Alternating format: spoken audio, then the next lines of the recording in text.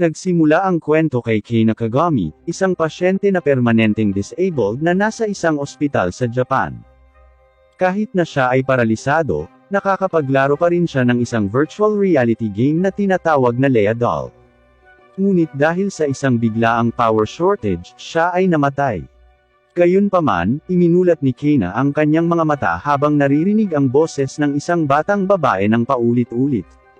Sa malabong paningin, nakita niya ang isang batang babae na nagsasabi sa kanya na umaga na. Sa kanyang paggising, lumilinaw ang kanyang paningin at pinag-aaralan niya ang kanyang paligid, at natagpuan ang kanyang sarili na nakahiga sa isang kama sa loob ng wooden inn. Binati siya ng batang babae ng magandang umaga. Bumangon siya at inunat ang sarili at laking gulat niya nang makitang nakakagalaw ang katawan niya. Nag-aalala ang batang babae, ngunit tinitiyak niyang maayos ang lahat at binibigyan siya ng candy mula sa kanyang mga gamit bilang isang mabait na kilos. Sinabi niya sa kanya na mag-almusal sa ibaba at lumabas ng silid. Biglang napagtanto ni Kei na may isang digital item box na lumalabas sa kanyang harapan, kaya kinurot niya ang sarili upang malaman kung ito nga ba ay katotohanan. Nang pinindot niya ito, may lumabas na salamin at sinuri niya ang sarili, at nalaman niyang naging isang virtual reality game character ang katawan niya na isang high elf sa larong Lea Doll na madalas niyang nilalaro.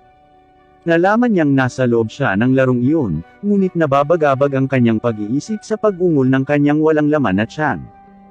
Bumaba siya at nakita niya ang isang chubby na innkeeper, at tinawag siya ng bata kanina para kainin ang kanyang tinapay at sopas. Umupo siya sa upuan at tuwang-tuwa sa pagkain pagkatapos ng mahabang panahon. Lalo siyang natuwa sa pagkain ng tinapay na may sabaw. Pagkatapos magkaroon ng busog na tiyan, pinag-iisipan niya kung saan siya maaaring napunta. Naaalala na mayroong isang nayon sa pagitan ng mga lupain ng puting kaharian ng Fels, at ng Green Kingdom ng Graskalo. Napansin din niya na ang nayon ay maunlad dahil ito ay nasa gitna ng isang ruta ng kalakalan, ngunit ngayon ay walang laman ang lahat. Tinanong niya ang innkeeper kung bakit ito walang laman, at pagkatapos ay nalaman niya mula sa innkeeper na 200 taon na ang nakalilipas, ang nayon ay masaya bago ang pagsasama ng dalawang kaharian na bumuo ng Foscalo Kingdom. Nang marinig ang pangalang Foscalo, napagtanto niya na ang mundong ito ay hindi eksaktong kapareho ng kanyang laro. Ipinaliwanag ng innkeeper ang backstory kung paano nagsaanib ang Seven Kingdoms sa tatlo dahil sa kalooban ng mga Diyos sa pamamagitan ng pagturo sa makukulay na mga painting sa dingding sa likod niya. Napagtanto ni Kei na siya ay nasa parehong laro, ngunit siya ay tumalon 200 taon sa hinaharap. Ipinakilala ng innkeeper ang kanyang sarili bilang Marel, at ang maliit na babae ay ang kanyang anak na si Lit. Pagkatapos ay ipinakilala ni Kei na ang kanyang sarili sa kanila, at sinubukang magbayad gamit ang isang tumpok ng mga pilak na barya, ngunit binalaan na huwag ipakita ang pera, dahil sapat na ang 4 na barya upang gumugol ng 10 gabi doon, kaya binayaran ni Kei na si Marel upang manatili doon. Bumalik siya sa kanyang silid at nireview ang kanyang mga estatistika, at ipinatawag ang kanyang AI supporter key, na nagpapaalam sa kanya na, ang pagkawala ng kuryente sa ospital pagkatapos niyang matulog, ay naging sanhi ng pagkawala ng kanyang buhay. Naiintindihan niya yon. Dahil sa lahat ng ito, tiyak na nakatakas ang kanyang isip sa loob ng laro. Nakatingin siya sa labas ng bintana at nabigla sa mabilis na pagpasok ng araw sa gabi. Mabilis niyang isinara ang bintana at inisip ang susunod niyang mga hakbang. Nagpasya siyang magtungo sa kanyang base ng operasyon, ang Silver Tower, upang makita kung may iba pang manlalaro na naninirahan doon at mangangalap ng ilang impormasyon.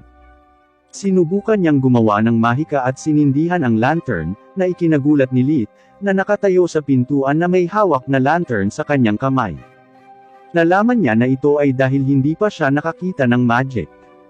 Ipinaalam sa kanya ni Lit ang tungkol sa hapunan. Ang inn ay puno ng mga taong nagpa-party, at nagsasaya sa kanilang hapunan. Dumating si Kei na para sa hapunan kasama si Lit, at kalaunan ay nagpakilala ang panganay na anak ni Marel na si Leon. Nasisiyahan siya sa hapunan kasama ang ibang mga taga-bayan, at nang matapos ang kanyang pagkain, tinanong siya ni Leon tungkol sa kanyang mga plano para sa hinaharap. Sumagot si Kei na plano niyang hanapin ang kanyang Silver Tower. Ang kanyang tugon ay nagpabigla sa lahat, at pinayuhan siya ng tagapangasiwa na huwag pumunta doon dahil sa Silver Ring Witch na naruroon. Nakakahiya ito kay Kena dahil sa madilim niyang nakaraan, siya ang Silver Ring Witch, na tinapakan ng marami pang manlalaro. Nagmamadali siyang bumalik sa kanyang silid, at nasiraan ng loob sa kanyang reputasyon, at nalaman niya na kung ang kanyang madilim na kasaysayan ay umabot ng 200 taon sa hinaharap, may pag-asa na makahanap din ng iba pang mga manlalaro doon. Sa gabi, dalawang magnanakaw ang pumasok sa silid ni Kena, at tinangkang nakawin ang kanyang mga barya. Ngunit dahil sa AI na inalertuhan sa kanilang presensya, nagpatawag ito ng isang kidlat na leon upang takutin sila palayo sa kanya. Kinaumagahan, binuksan ni Kena ang kanyang bintana at lumanghap ng sariwang hangin habang pinapanood ang tanawin ng isang magandang Green Valley. Sa isang iglap, nakita niya ang Silver Tower, at nagpas siyang magtungo kaagad doon. Gumagawa siya ng isang dahilan, na maghahanap siya ng mga halamang gamot malapit sa tore para kay Merrill at Leet, at nangako kay Leet na babalik na may dalang regalo para sa kanya. Bilang regalo sa pamamaalam, binibigyan siya ni Leet ng isang supot ng tubig. Nang malayo na sa paningin ng lahat ng mga nanunood, isinuot ni Kena ang singsing mula sa tore at pagkatapos ay nag-teleport sa Silver Tower. Sa tuktok ng tore, pinagsabihan siya ng guardian na si Golem sa pag-iwan sa kanya doon sa loob ng 200 taon, pagkatapos ay ipinaalam sa kanya kung ano ang nangyari sa kanyang pagkawala. Tulad ng nangyari, 60 taon na ang nakalilipas, si Scargo, ang kanyang panganay na anak, ay bumisita sa lugar na umaasang mahanap siya. Naalala ni Kena na nilikha niya si Scargo at ang kanyang mga nakababatang kapatid sa pamamagitan ng in-game foster system. Bago siya umalis, ibinalik ni Kena ang MP ni Golem sa kanyang tower, at hinihiling nito sa kanya na tingnan din ang iba pang mga tore. Nang maglaon, napagtanto niya na wala siyang iniwan sa nayon upang mag-save ng location doon, at ngayon ay kailangan niyang maglakbay sa paglalakad. Ginagamit niya ang kanyang mahika upang tumakbo ng mas mabilis, at sa kanyang pagbabalik sa nayon, nakarinig siya ng ilang mga hiyawan. Pagkatapos ay tinitigan niyang mabuti at nalaman niyang isang lalaking nagngangalang Lator ang inatake ng isang may sungay na oso. Inatake niya ang may sungay na oso, at iniligtas siya mula sa halimaw na iyon at nagpakilala sila sa isa't isa. Sa gabi, ang buong nayon ay nagdiriwang sa pamamagitan ng pag-ihaw ng may sungay na oso. Si Merrill at ang kanyang mga anak na babae ay nasa sabik na marinig ang lahat tungkol sa pakikipagsapalaran ni Kena, at kung paano niya natalo ang may sungay na oso. Nag-aalok si Lator kay Kena ng isang baso ng alak, at si Kena, na nagkaroon ng pagkakataong inumin ito sa unang pagkakataon, ay nakitang masarap ito at nalasing sa alak, at nang maglaon ay nahimatay. Kinatid siya ni Merrill at Leet sa kama at inaalagaan habang natatawa sa kanyang nakakatawang ugali. Sa umaga, si Kena ay ginising ni Leet, ngunit siya ay nagdurusa pa rin sa hangover, at ito ay nakakainis sa kanya ng labis na ipinangako niya sa kanyang sarili na hindi na muling iinom ng alak. Pareho silang nagulat sa hiyawan ng mga taga-bayan. Lumabas sila at nakita ang mga taong bayan na nagtitipon sa paligid ng isang nasugatan na lalaki, na si Kennison na nakahandusay sa lupa. Sa pagtatanong ni Kena, nalaman niya na ang lalaking ito ay isa sa mga mersenaryo na nagpoprotekta sa mga mangangalakal, at ang kanilang caravan ay inatake ng isang grupo ng mga ogre pabalik sa nayon. Mabilis siyang sinuri ni Kena gamit ang kanyang AI key na tulong, at nalaman na siya ay nalason. Itinabi niya ang lahat, umupo sa tabi ni Kennison, at nagkas ng nakapagpapaalis ng lason at nakapagpapagaling na mahika. Lahat ng tao ay nakatingin sa kanya ng may pagkamangha at dilat ang mga mata. Siya ay gumaling kaagad at ito ay nagpapasaya sa lahat. Ang pinuno ng mga mersenaryo ay nagpapasalamat sa kanya para sa pagliligtas sa kanyang buhay, at si Kena, bilang isang mapagpakumbabang tao, ay nagsasabi ng walang anuman dito. Ipinakilala ni Elena ang kanyang sarili bilang pinuno ng caravan, at nag-aalok ng kanyang pasasalamat kay Kena. Bumalik sa inn, ipinaalam sa kanila ni Kena ang tungkol sa kanyang kwento, at tinanong si Elena kung may alam ba siya tungkol sa isang elf na pari na nagngangalang Scargo. Nagulat ang lahat dito, dahil si Scargo ang kanilang living legend na ngayon ay pinuno ng pari, at para siyang hari doon. Natutuwa si Kena na marinig ang tungkol kay Scargo at kung gaano siya kahusay. Tinanong nila si Kena kung paano niya nalaman ang tungkol sa kanya, at lahat sila ay kumilos na parang inatake sa puso nang malaman na siya ay ang kanyang ina, at hindi lamang sa kanya, ngunit mayroon din itong dalawa pang anak. Biglang sa gitna ng pag-uusap, hiniling ni Kena kay Elena na sumakay papunta sa Kapitolyo kasama ang kanyang caravan. Tinanggap niya ang kahilingan nito, ngunit napansin niyang nakatayo sa likuran niya si Lit na may luha sa kanyang mga mata. Sa labas ng inn, nangako si Kena kay Lit na babalik siya balang araw, at binigyan siya ng starpin bilang tanda ng pananalig sa kanyang pangako. Nagtanong siya tungkol sa Silver Tower, at sinabi sa kanya na siya ang masamang mangkukulam na nakatira doon. Bagamat hindi ito naniniwalang masama siyang tao, pinakiusapan siya ni Kena na huwag sabihin kahit kanino, at bilang kapalit, dadalawin niya ito ng madalas. Nakipagkasundo si Lit sa kanya, at naging masaya muli. Pagkatapos nito, ipinakilala ni Arbiter ang kanyang sarili bilang pinuno ng mersenaryong grupo ng Flaming Spears, at sasamahan siya sa kabisera kasama ang kanyang grupo.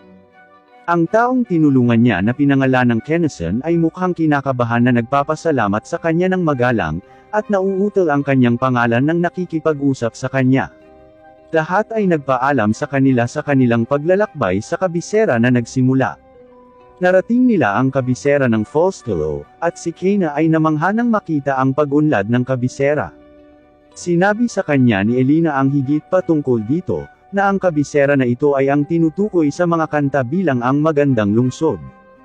Si Arbiter ay nag-aalok ng lahat ng kanyang tulong kung sakaling kailanganin niya ito, na pagkatapos ay malugod na tinanggap ni Kena.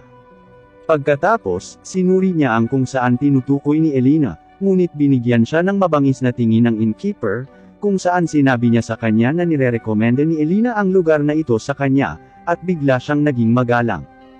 Ipinaliwanag sa kanya ng innkeeper ang dahilan ng kanyang kabastusan ay dahil hindi niya tinatanggap ang mga tao, dahil hindi nila gusto ang kanilang uri, kung saan nilinaw ni Kena na hindi rin siya tao kundi isang elf. Pumunta siya sa simbahan kung saan mahahanap niya si Scargo, ngunit nalaman niya mula sa isang babae sa labas ng simbahan na para makita siya, kailangan muna niyang makipag-appointment. Pagkatapos ay nagpasya siyang lumipat sa unyon ng adventurer sa halip. Pagkatapos, ang tinig ng isang matandang lalaki na sumisigaw sa ibang mga lalaki ay nag-intriga sa kanya, at siya ay pumasok sa loob ng isang shipyard kung saan naroon si Kartats, ang isa sa anak ni Kena. Pareho silang awkwardly sa isa't isa saglit, at pagkatapos ay sinira ni Kena ang paghinto sa pamamagitan ng pagtawag sa kanya sa kanyang pangalan. Tinawag siya ni Kartats na mama, na tila kakaiba kay Kena dahil hindi pa niya ito narinig mula sa sinuman. Tinapik niya ito sa kanyang ulo na ikinamula niya, dahil napanatili niya ang kanyang matigas na personalidad sa harap ng ibang mga lalaki, at upang itago ang damdaming ito, nagalit siya sa kanya at sinabing hindi siya isang maliit na bata para tapikin. Sinabi ni Kena na napaka-cute nito kapag nagagalit siya. Nang maglaon, sinabihan si Kartats ng kanyang ina na nagpakita siya pagkatapos ng 200 taon, at ang dahilan kung bakit hindi niya napuntahan ang kanyang mga anak. Nalaman din niya mula kay Kartats na ang kanyang anak na si Maymay ay ang headmaster ng lokal na academy, at ang gusali nito ay nasa harap nila. Pagkatapos, inirehistro ni Kena ang sarili sa unyon ng adventurer, at nakahanap ng quest na nakadikit sa dingding. Agad niyang tinanggap ang quest na ito na humihiling ng potion. Kaya, mayroon na siyang potion na ito sa kanyang stock, ibinigay niya ito, kinumpleto ang guild quest, at tumatanggap ng 2 barya para dito. Paglabas niya roon, napahinto siya ng isang lalaking nakasuot ng baluti, na nagpakilala bilang Ageda, at ipinakilala rin ang isang batang babae na nagtatago sa likod niya bilang Lanti. Naisip ni Ageda si Kena na isang bihasang adventurer, at nakipagkasundo sa kanya sa kanyang quest ng nawawalang batang lalaki, at kalaunan ay umalis siya kasama si Lanti para gabayan siya tungkol sa kanilang target. Si Lanti ay tila isang mahiyain at mahinang tao na nagpapakilala sa kanyang sarili bilang isang estudyante sa Royal Academy, at isang adventurer sa loob ng 1 taon. Nang malaman ang tungkol kay Kena, nagulat si Lanti tungkol sa isang elven royalty na nagtatrabaho bilang isang adventurer, ngunit sinabi sa kanya ni Kena na ang mga patakaran ay hindi pareho para sa lahat. Ipinaliwanag ni Lunty ang mga katangian ng batang lalaki, na may pulang buhok, at mas bata ito sa kanya. Nang walang pag-aaksaya ng oras, dinala siya ni Kena sa isang lugar kung saan sa tingin niya ay mahahanap niya siya. At nang makarating sila sa lugar, na tila isang makipot na kalye na may mga damit na nakasabit sa mga lubad sa itaas ng kanilang mga ulo. Nagulat sila sa ingay ng maraming tao na nakatingin sa itaas sa isang batang lalaki na may pulang buhok na sinusubukang hulihin ang isang kuting na nakasabit sa sampayan. At sinusubukang saluhin ang kuting, nadulas ang bata, ngunit mabilis na ginamit ni Kena ang kanyang floating spell upang iligtas ang bata mula sa pagkahulog. Ito ang batang lalaki na kanilang hinahanap, na lumabas na isang prinsipe pala. Pagkatapos ay muling nakipagkita ang bata sa kanyang dalawang kaibigan, at tumakbo palayo nang malaman niyang hinahanap siya ni Lunty. Ginagamit niya ang kuting bilang pagtakas mula kay Lunty. Ito ay humantong sa paghabol ni Kena sa batang lalaki sa kabila ng ilog, na gumawa ng isang malaking eksena. Nahuli niya ang bata at ibinalik ito kay Ageda, na nagbibigay ng gantimpala sa kanya ng mabigat na presyo, na kinabibilangan ng 50% ng pusta na inilagay niya sa kanya habang sinusubukan niyang hulihin ang bata. Nagalit at naiinis ang bata at sinigawan sila, ngunit binuhat siya ni Ageda sa kanyang balikat at nagpaalam kay Kena. Kalaunan sa gabi, bumalik si Kena sa inn, at tinanggap siya ng innkeeper, nag-aalok sa kanya ng isang baso ng alak. Tuwang-tuwa ang innkeeper sa mga kwento ng palabas na ginawa niya sa ilog kanina, gaya ng narinig niya mula sa mga parokyano. Si Kena ay malugod na binabati ng mga parokyano sa inn. Bilang paggalang sa kanila, hindi niya maitatanggi ang alak na inihandog nila at inumin ito lahat.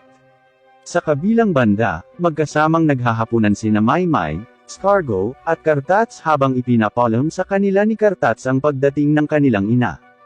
Lahat sila ay nalulugod na malaman ang tungkol sa kanya at si Scargo ay nasa sabik, at iniisip ang tungkol sa pagtanggap sa kanya ng buong biyaya. Samantala, nakatanggap si Maymay ng potion mula sa isa sa mga estudyante ng kanyang asawa, at alam niya na ang potion na ito ay kagagawan ng kanyang ina. Sa umaga, nagising si Kena at nakararanas muli ng hangover headache, at nangakong hindi na muling iinom ng alak.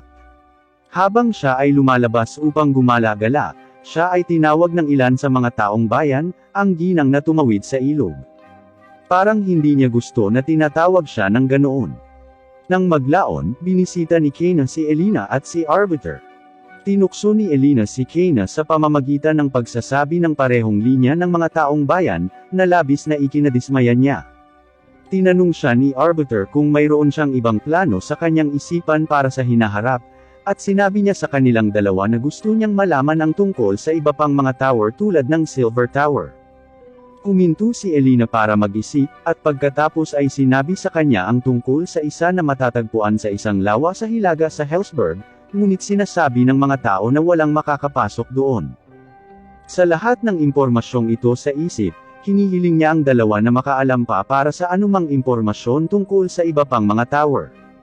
Nang maglaon, sa unyo ng adventurer, nakatanggap si Kena ng isang tawag mula sa Royal Academy. Kung saan, iniisip ni Kena na sa pamamagitan nito ay maaaring magkaroon siya ng pagkakataong makita si Maymay at masayang tanggapin ito. Sa academy, si Kena ay inihatid ni Lunty sa opisina ni Maymay.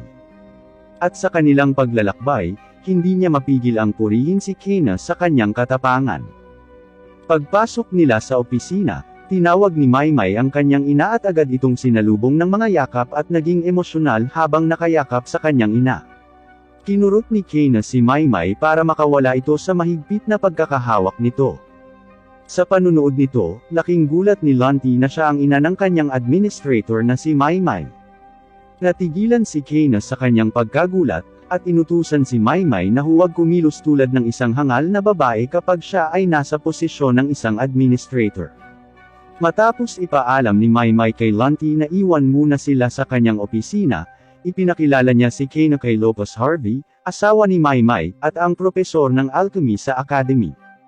Mahirap para sa kanya na paniwalaan na si Kena ang ina ni Maymay, ngunit sa huli ay tinanggap niya ang katotohanan ito. Pagkatapos ng formal na pagkilala sa isa't isa, ipinaliwanag niya ang dahilan kung bakit niya ito pinatawag. Ito ay dahil sa kanyang pag-usisa tungkol sa potion na isinumite niya para sa Adventurers Guild Quest. Sinabi niya sa kanya na ang potion na ito ay isinumite ng isa sa kanyang mga estudyante na nakakuha nito mula kay Kena. Ipinaliwanag ni Lopez na ang potion na ito ay isang artifact-level potion na nilikha ng isang paraan na wala na ngayon. Hiniling nila kay Kena na magbigay ng isang demonstrasyon tungkol sa paggawa ng potion na ito sa kanilang klase. Pumasok siya sa klase at mabilis na gumawa ng potion muli mula sa kanyang mahika, na ikinagulat ng lahat, hindi kasama si Maymay. Agad na umalis si Kena sa klase pagkatapos nito, at lumabas para hanapin ang kanyang bagong adventure quest. Pagkatapos, sa Adventurers Guild, tinanggap ni Kena ang isang pakikipagsapalaran upang mahuli ang isang multo sa isang pinagmumultuhan na Coliseum para sa 8 barya na reward, at higit na natututo tungkol sa quest mula sa Guild Receptionist. Sinusubukan ng receptionist na balaan siya na sinubukan din ito ng ibang mga adventurer at nabigo, ngunit sigurado siyang gagawin ito. Pagkatapos ay bumisita siya sa Coliseum, na hindi alam ang isang hindi inanyayahan na panauhin, ang maliit na pulang buhok na batang lalaki na nahuli niya kanina, na sinusundan ng kanyang landas. Pumasok siya sa Coliseum, at nakipag-usap sa tagabantay nito na manatili doon ng 2 hanggang 3 araw para hulihin ang multo. Tinanong niya ang AI key tungkol sa kasaysayan ng Coliseum na ito, at pagkatapos ay naglabas ng Eternal Flame Sword mula sa kahon ng kanyang item. Pagkatapos ay ipinatawag niya ang isang asong may 3 ulo, ang Cerbos, upang magpatrolya sa lugar. Sinimulan niya ang apoy sa kampo upang ihanda ang kanyang pagkain, at habang sinisimulan niya ang apoy sa kampo at nagluluto ng karne, at nang kakainin na niya ito, nakuha ng Cerbos ang bata at dinala sa kanya. Inaanyayahan siya ni Kena at nasisiyahan siyang kumain ng karne kasama niya. Ipinaliwanag ni Primo na sinusundan niya siya para malaman ang tunay niyang pagkatao, at iniisip niya ang paglalakad sa ilog, ang kaugnayan niya kina Scargo, Maymay, at Kartats, at kung paano iginagalang ni Lonty ang kanyang relasyon. Ang lahat ng mga bagay na ito ay hindi normal. Naiintindihan ni Kena ang kanyang pagkamausisa, at ibinigay sa Cerbos ang pamamahala sa pagbabantay sa kanya. Pagsapit ng gabi, natapos ang paghihintay ni Kena sa multo, at sa wakas ay lumitaw ito. Nang lumitaw ang multo ay mukhang hindi ito napansin ng Cerbos, at pagkatapos ay nagsimulang lumiwanag ang guardian ring ni Kena. Pagkatapos ay napagtanto niya na ang lugar na ito ay talagang isang guardian tower, at ang multo ay hindi ang aktwal na multo. Ginagamit ni Kena ang kanyang singsing para dalhin ang sarili sa isang tore. Sa loob ng tore, lumilitaw siya sa isang maliit na silid na hugis simboryo, at sa gitna nito, mayroong isang lantang puno na nakatanim sa isang pedestal. Naaawa si Kena sa puno, at binuhay ito ng kanyang mga magic point, na nagpapaliwanag sa buong silid at nagpapalit ng mga dingding sa isang maaraw na araw. Lumilitaw ang multo sa harap ni Kena sa tunay nitong anyo bilang guardian ng tore na ito. Binati niya ito at pagkatapos ay ipinaalam sa kanya ang tungkol sa numero ng tower na ito, at tungkol sa may-ari nito, si Kyotaro. Nang tanungin ang pangalan ni Kena, ipinakilala niya ang kanyang sarili, at nagtanong tungkol sa dating may-ari ng tore na si Kyotaro. Sinabi ng guardian na hindi pa siya bumabalik, at bago siya umalis, sinabi niya na ang kanyang pangarap ay tapos na. Ang guardian ay sa makatuwid ay naghihintay ng 200 taon para sa kanyang pagbabalik. Higit pa rito, sinabi niya sa kanya na mayroon na lamang 12 skill masters na natitira, ngunit natatandaan ni Kena na 13 na sila. Biglang napagtanto ni Kena na hindi siya kasama, dahil natalo siya sa laban ng kanyang buhay sa totoong mundo. Nauunawaan din niya ang katotohanan na malamang na natapos ang serbisyo ng online game ng Lea Doll pagkatapos niyang mamatay, at dahil nasa hinaharap na siya, maaaring umalis na ang lahat ng iba pang manlalaro ng laro. Pagkatapos, ipinaliwanag sa kanya ng guardian ang tungkol sa kanyang pagmumulto sa Coliseum bilang isang paraan ng pagkuha ng atensyon ng isa pang guardian ring, na naramdaman niya ilang araw na ang nakakaraan. Sa pamamagitan nito, ipinagkaloob sa kanya ng guardian ang singsing sa tore nito, at ibinalita sa kanya ang bagong amo nito. Inutusan siya ni Kane na huwag nang abalahin ang mga taong gumagamit ng Coliseum, at sinabi niya sa kanya na bibisitahin siya nito pagkatapos ng ilang sandali.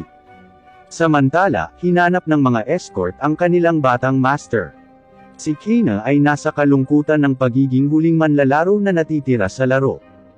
Buong araw siyang nananatili sa kanyang kama, at hindi lumalabas ng 2 araw. Nang marinig mula kay Ageda na hindi siya lumalabas sa kanyang silid sa nakalipas na 2 araw, isang nag-aalala na si Scargo, bilang mama's boy, ay nagmamadaling tumulong sa kanyang ina. Nang makita siya ni Kane, nakita niyang kakaiba siya at nakakainis, at sinuntok ang mukha niya mula sa ibaba, at napadpad siya sa kisame. Nilagyan ni Kane ng isolation barrier ang kanyang sarili at pumasok muli sa kanyang kumot. Pagkatapos ay dumating si Maymay. Sa tulong ng kanyang mga nasasakupan, inalis si Scargo sa kanila. Sina Kartats, Maymay, at Scargo ay nagkikita-kita sa opisina ni Scargo na nag-iisip at balisa. Pinag-uusapan nila ang mga bagay tungkol sa kanilang ina, ang pag-isolate ni Kane sa barrier. Sa pag-uusap na ito, napagtanto ni Scargo kung bakit niya siya sinaktan dahil nakita niyang nakakaawa ang hitsura nito. Sa makatuwid, binago ni Scargo ang kanyang kasuotan sa isang pangunahing puting kasuotan, at umaasa na makita ang kanyang ina upang mabawi ang kanyang nakaraang pagkakamali. Habang si Maymay ay lalong naiirita sa kanya, umalis si Kartat sa silid upang payagan si Maymay na bugbugin si Scargo, at nagpa siya na bisitahin ang kanyang ina. Sa kanyang paglalakbay, nakita siya ni Kartats na kumakain ng tuhog na karne sa isang stall, at ipinakita ang kanyang pag-aalala tungkol sa kanyang kapakanan. Maya-maya, umupo ang dalawa sa isang bench at nag-usap. Sinabi sa kanya ni Kane na pumasok si Scargo sa kanyang silid kagabi, at dapat niyang baguhin ang kanyang pag-uugali. Sa palagay niya ay kailangang parusahan at pag-alitan si Scargo, ngunit pinipigilan ni Kartats ang ideya dahil sa kanyang posisyon bilang isang mataas na pari, at ang gawaing ginawa niya para sa kanyang mga tao. Ipinaalam niya kay Kane ang kanyang maling paghatol, at humingi siya ng paumanhin kay Kartats sa pag-iwan sa kanila sa foster care. Pagkatapos, binisita rin nila sina Scargo at Maymay, na nag-aaway pa rin, at si Kane ay nakaisip ng ideya na pigilan sila gamit ang isang pampasabog na potion. Nang magkaayos na ang dalawa, umupo si Kane sa harap nila at humingi ng tawad kina Maymay at Scargo. Medyo kinakabahan sila dahil hindi nila inaasahan ang ganoong pag-uugali mula sa kanya. Ipinagpatuloy ni Kane ang kanyang paghingi ng tawad, inamin ang kanyang pagkabigo bilang isang magulang at ang kanyang mga anak ay humihingi ng paumanhin sa kanya bilang kapalit. Nang maglaon, sinabi ni Kane na mayroon siyang dapat pag-usapan kina Scargo at Maymay na may apoy sa kanyang mga mata.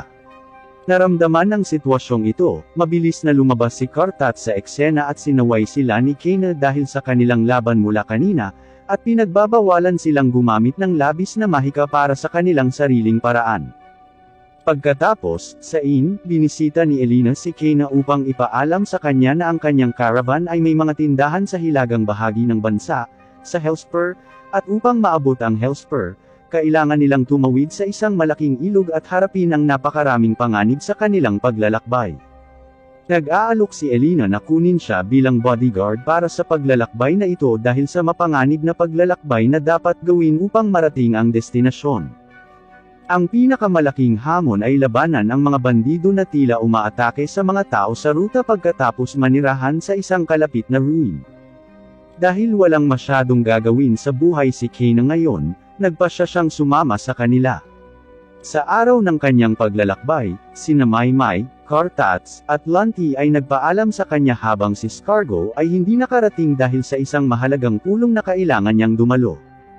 Naisip ni Kane na mas mabuti kung hindi siya makakapunta dahil sigurado siyang gagawa ito ng malaking eksena sa kanya. Bago siya umalis, hiniling ni Maymay sa kanyang ina na maghatid ng mensahe para sa kanya sa isang nagngangalang Carrick. Siya ang may-ari ng tindahan na pinapatakbo ng Sekaya sa Hellspur. Sinimulan nila ang kanilang paglalakbay, at patungo sa kanilang destinasyon, narating nila ang Egypt River, kung saan nasira ang tulay na tumulong sa pagtawid dito dahil sa baha. Kaya, lahat sila ay tumitingin kay Kena para tulungan sila. Sa halip na gumamit ng levitation spell, gumamit si Kena ng spell na nagpapahintulot sa mga caravan na tumawid sa ilog. Gayunpaman, sa gitna ng ilog, siya ay inaatake ng isang halimaw, at isa sa mga kabayo ng caravan ay nawala sa proseso. Tinatakot din ito si Kena nang makarating siya sa dalampasigan. Dahil kulang ng isa pang kabayo para hilahin ang chariot, tinawag ni Kena ang kanyang pamilyar na Centaur at Cerberus. Sa kabilang banda, tumanggi ang mga mangangabayo sa caravan na tumulong ang dalawa sa paghila ng mga bagon, dahil matatakot nila ang iba pang mga kabayo. Samantala, parehong gusto din ng Centaur at Cerberus ang magbantay na lang kaysa sa tagahila ng cart. Kaya ipinatawag ni Kena ang isang pulang-pula na baboy na nagngangalang Lilpi upang hilahin ang bagon, at nagpatuloy sila sa paghakbang. Sa kanilang paglalakbay, ang AIK ay nagbabala kay Kena tungkol sa ilang panganib. Bago siya makarating sa checkpoint, nakita nila ang isang lalaking nakaitim na balabal na may hawak na magic wand. Mukhang siya ang pinuno ng mga bandidong narinig nila. Ang caravan ay tinambangan ng mga bandido. Si Kena ay nagpadala sa Cerberus at Centaur upang harapin ang iba pang mga bandido na nagtatago sa gubat. Ang Cerberus na pinangalan ng Cerberus, at ang Centaur na pinangalan ng Hygel, ay masiglang humarap sa karamihan ng mga bandido. Nang makita ang kanyang sarili na natatalo, inatake ng pangunahing bandido si Kena gamit ang isang malaking mahiwagang fireball, ngunit ang kanyang mga pagsisikap ay napunta sa walang kabuluhan, at pinamamahalaan niya itong ilihis at nagpaputok pabalik gamit ang isang ice arrow. Iyon ay nagpayelo sa kanya at pagkatapos ay ang yelong ito ay nabasag sa maraming maliliit na piraso. Sa kabila ng pagiging masamang tao ng bandido, nagkasala pa rin si Kena tungkol sa pagtapos ng isang tao sa unang pagkakataon.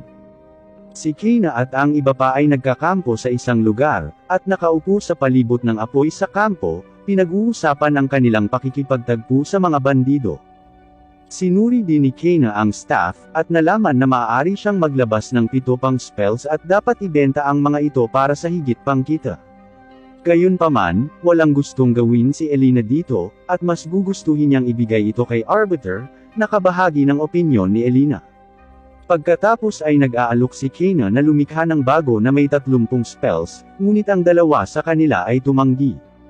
Ang iba ay natatawa tungkol sa pagkakaroon ni Kena sa kanilang panig, kung hindi, ang mga bagay ay lubhang nakamamatay para sa kanila. Si Kena ay puno ng passion, at may positibong diskarte sa buhay gaya ng dati. Pagdating sa Royal Capital, sa Hellspur, hinahangaan ni Kena ang mga windmill sa kabisera. Sinabi sa kanya ni Elina na ang lungsod na ito ay tinatawag ding lungsod ng mga windmill, at higit na natututo tungkol sa windmill, at ang mga function nito ay tumutulong sa pagbibigay ng tubig sa lungsod. Ang isa pang bagay na napansin ni Kena ay isang Eastern-style na kastilyo sa lungsod, kung saan ang lungsod ay pinaghalong dalawang magkaibang kultura. Nagtungo ang dalawa sa tindahan ng Sakaya, at nagulat si Elina na wala siyang alam tungkol kay Carrick. Gayunpaman, sinabi ni Kena na dapat lamang niyang ihatid ang liham. Ito ang nagtulak kay Elina na sabihin na siya ang unang taong nakilala niya na hindi nakakakilala kay Carrick, at nagpatuloy sa pagpapaliwanag sa kanyang sikat na merchant. Napagpasyahan ni Kena na siya ang pinuno ng isang pangkalahatang trading company, at sinabi ni Elina na ang kanyang caravan ay madalas na umaasa sa kumpanyang ito. Sa Sakaya, ang unang napapansin ni Kena ay ang silangan na nagtatagpo ng kulturang istilong kanluran ng tindahan, dahil sa bubong nito na sa tingin niya ay kakaiba. Pagkatapos ay sinalubong sila ng isang elf na may itim na buhok na lumabas sa malapit na tolda. Binati ni Elina ang lalaki, at ipinaalam sa elf na mayroon silang sulat para kay Carrick mula sa Fellscallow. Matapos basahin ang sulat, nagpanik ang itim na buhok na elf, at tumakbo pabalik sa tent na pinanggalingan niya. Pagkaraan, sa loob ng Sakaya, sa wakas ay nakita ng dalawa si Carrick.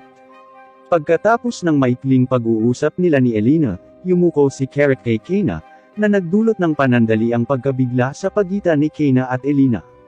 Pagkatapos ay formal na binati ni Carrick si Kena bilang kanyang lola. Ipinaliwanag ni Carrick na siya ay anak ni Maymay. Nag-overreact siya at nagiging masigasig tulad ng iba at nag-aalok sa kanya ng marangyang tirahan. Naiinis talaga siya sa kanya at tumanggi, pagbabayaran daw ni Maymay ang panloloko niya. Sa paniniwalang nasaktan niya ang kanyang lola, tiniyak ni Kayna kay Carrick na hindi siya ang may gawa. Sinabi niya sa kanya na mas gusto niya ang mga normal kaysa sa kanyang mga luxury room. Sa pag-alis nila sa lugar, bumalik ang dalawa sa kanilang inn, at nakita si Arbiter, Kennison, at isang Elvenite na sinamahan ng isang pares ng mga gwardya. Tinatanong sila tungkol sa mga bandidong nakaharap nila sa checkpoint, at hiniling na kunin ang fire staff na pagmamay-ari ng bandido. Dahil ayos lang si Elena dito, hiniling ng Elvenite na umalis ang dalawang kabalyero. Nang ginawa nila, yumuko siya kay Kayna at humingi ng tawad sa ngalan ng kanyang nakababatang kapatid, at tinawag ang kanyang lola. Pagkatapos ay ipinakilala niya ang kanyang sarili bilang si Karina, ang nakatatandang kambal na kapatid ni Carrick. Napansin ni Kayna na nakakausap niya si Carrick sa pamamagitan ng telepathy. Sinabi sa kanya ni Karina na natuto din siya sa kanyang ina. Minsan sinabi sa kanya ni Maymay na kapag nagalit si Kayna, maaari niyang durugan kahit ang kanyang mga kamag-anak at gawing paste ang mga ito. Sinaktan nito si Kayna, at sa kabila ng pagtanggi sa kwento, pinaniniwalaan ito ni Arbiter at Elena. Pagkatapos ay dinagdagan ito ni Kennison sa pamamagitan ng pagbato sa kanya ng komento. Na-trigger nito si Kayna, at naging dahilan upang lumikha siya ng isang higanteng snowball at ihagis ito sa lahat. Sa ibang lugar, isang nalulumbay na Maymay ang nagpaalam kay Scargo tungkol sa mapaminsalang unang pagkikita ng kanyang mga anak kay Kayna. Tiniyak ni Scargo kay Maymay na hihingi siya ng tawad sa kanilang ina sa tabi niya sa kanyang pagbabalik, na ikinagaan ng loob ni Maymay sa narinig.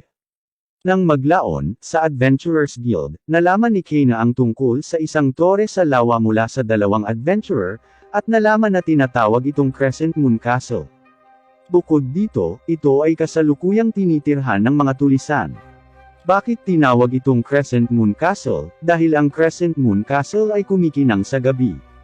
Sa wakas, may alingaw-ngaw ng isang malaking kayamanan sa kastilyo, ngunit ang mga matatandang iskolar ay nagsasabi na ito ay nasa isang lugar na tinatawag na bulwagan ng Guardian, at kinatatakutan ng marami. Sa bagong impormasyong ito, pinasalamatan ni Kayna ang dalawang adventurer at umalis. Iniisip ng isa sa mga adventurer na nakita na niya si Kayna sa isang lugar noon, habang ang isa naman, isang babae na sinabihan na sobra ang pagkalalaki. Sa labas ng guild, nakipag-usap si Kayna kay Key, tungkol sa kanilang kasalukuyang sitwasyon, at nagpa siya na makipag-usap kay Carrick tungkol sa higit pang impormasyon tungkol sa Crescent Moon Castle. Sa Sekaya, humingi ng paumanhin si Kayna kay Carrick, ngunit natatakot siyang mapunit siya ni Kayna mula sa paa, at sinabi sa kanya na narinig niya ito mula sa kanyang ina. Pinapahatid siya ni Kayna ng isang nakakatakot na telepatikong mensahe kay Maymay. Ang paksa ng mensahe ay ang pagpili ni Maymay kung paano siya paparusahan. Pagkatapos ay binago niya ang paksa sa Crescent Moon Castle, na pinaniniwalaan ni Kayna na isang Guardian Tower. Pagkatapos ay sinabi sa kanya ni Carrick na ang lahat ng 13 tore ay mga pagpapala ng mga Diyos.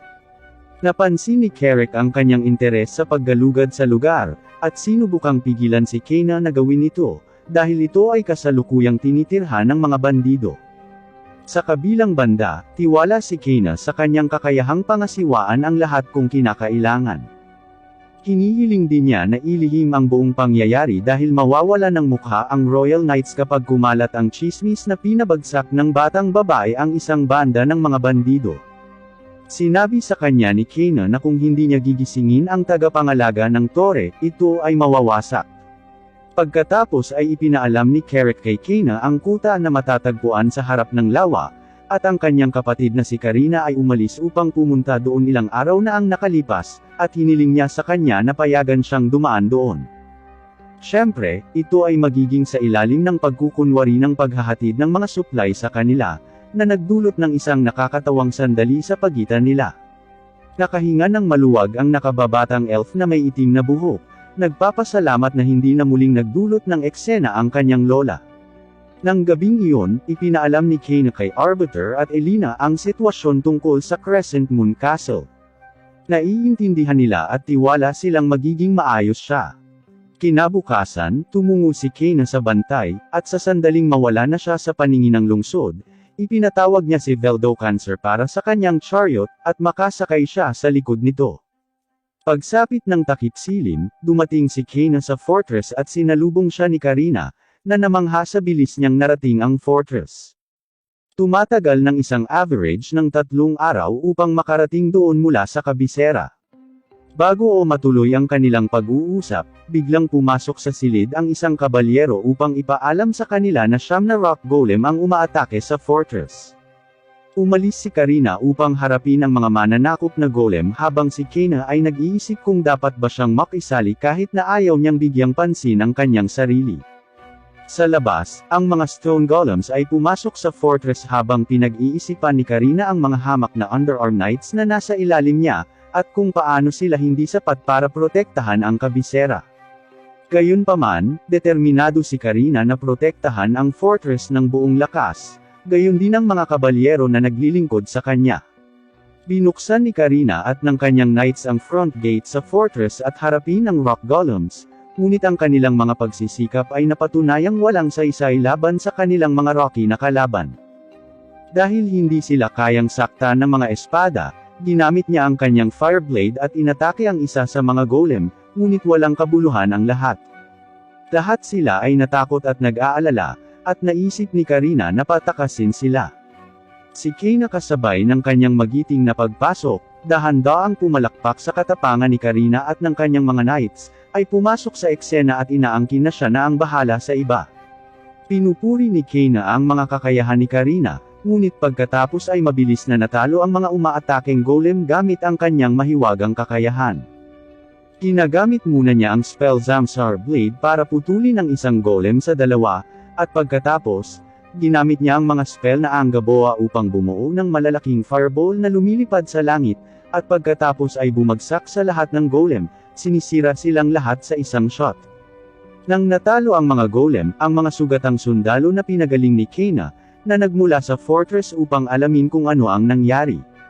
Nagpapasalamat si Karina kay Kane sa pagligtas sa lahat, at pagkatapos ay humingi ng paumanhin para sa kanyang kawalan ng kakayahan. Sa kabilang banda, pinupuri muli ni Kane si Karina at pinayuhan siya na ang paggamit ng kanyang espada ay isang paraan para mag-spell ng fireball ay masyadong mapanganib para sa kanya sa mga naturang laban, at masyado itong nakauubos ng kanyang mga magic point. Habang tumitingin si Kane sa abot tanaw sa sunset, iminumungkahi niya kay Karina at sa kanyang mga sundalo na kolektahin ang mga loot sa golem, at alagaan ang kanyang mga gamit habang papunta siya sa Crescent Moon Castle. Noong gabing iyon sa open field, pinag-iisipan ni Kane ang mga antas ng mga golem, at nalaman mula sa AI key na ang 8 sa mga golem ay nasa level 43, at ang isa ay nasa level 172. Sa paghihinalang may manlalaro sa mundong iyon, sinabi ng key kay Kane na ang salarin ay malamang na isang demi-human, at naniniwala si Kane na ang manlalaro ay isang batikang manlalaro dito. Sa opinyon ng Key, tinatansya nila na ang player ay nasa level 430, na inaasahan ni Kane na matugunan sa lalong madaling panahon. Pagdating sa kastilyo ng Crescent Moon kinaumagahan, mabilis na dinaig ni Kane ang gang ng bandido gamit ang kanyang summoning magic, ang Brown Dragons. Lumilitaw ang pinuno ng Love Rogue Bandits at tumpak ang assumption ng Key sa level ng leader matapos appraise ni Kane ang boss para malaman ang kanyang pangalan at level. Gayon din, kinikilala ni Kane ang baluti at napagtanto na mayroon itong kakayahang ganap na ipawalang bisa ang mahika. Ang parehong sina Kane at Love Rogue ay napunta sa isang moral na debate tungkol sa mundo ng laro. Nang makitang wala siyang argumento kay Love Rogue, na nag-iisip na ito ay isang laro lamang, hindi isang katotohanan, at maaari niyang alisin ang sinuman, habang nais niyang i-upgrade ang kanyang antas. Ipinatawag ni Kane ang kanyang staff at inilipat ang kanyang mga aktibong kakayahan upang labanan ang bandit. Una niyang ginamit ang kanyang mahika para maghukay ng butas sa lupa kung saan nakatayo si Love Rogue. Pagkatapos niyang mahulog dito, ginamit niya ang tubig dagat at ibinuhos ito sa butas gamit ang mahika, at sa dulo, gumamit siya ng kidlat para makuryente siya. Matapos talunin si Love Rogue, na talagang isa pang manlalaro ng Lea Doll, at bata pa, na sinasamantala ang kawalan ng mga admin ng laro upang gumawa ng kalituhan sa kanyang kagustuhan. Ang kanyang pagkatalo kay Kena ay nagturo sa kanya ng kanyang aral, at siya ay nagsimulang umiyak. Nang malapit nang tapusin ni Kena si Love Rogue, pinigilan siya ni Karina sa pamamagitan ng pagpapaputok ng arrow, na naiwasan ni Kena. Matapos i-recall ang kanyang mga brown dragon, hinihiling niyang malaman kung bakit pinigilan siya ni Karina na tapusin si Love Rogue. Pagkatapos ay hiniling ni Karina sa kanyang lola na payagan siya kasama kanyang knights na makuha si Love Rogue, at humarap sa paglilitis sa Hellspur. Sa kabila ng mga pagtutol ni Kena, pinahintulutan niya si Karina na hulihin si Love Rogue, ngunit naglalagay ng punishment bracer sa kanyang leeg upang bawasan ang kanyang stats ng 70%, na napagtanto na si Kena ay isang limit breaker. Natutuwa si Kena na naiintindihan ni Love Rogue ang pagkakaiba ng kapangyarihan sa pagitan nila. Binalaan din niya si Karina na baka may isa pang manlalaro dyan na maaaring magtanggol ng collar na inilagay niya sa bandit. Bilang karagdagan, nagbabala si Kena na wala siyang ideya kung anong mga item ang mayroon si Love Rogue sa kanyang kahon, at dapat silang mag-ingat. Kasunod ng payo ni Kena, pinangunahan ni Karina at ng kanyang mga knights ang nag-aatubili na si Love Rogue palayo sa site. Kinumpirma ni Kena na ang kastilyo ay talagang isang guardian tower, at tumungo sa kastilyo. Sa loob ng sira-sirang castle, nakita ni Kena ang isang bungo na may koronang nakalagay sa trono. Ibinigay ni Kena sa bungo ang ilan sa kanyang MP, ngunit wala itong nagawa. Kaya't binigay niya sa trono ang ilan sa kanyang MP, na nagpapasigla sa Skeleton Guardian.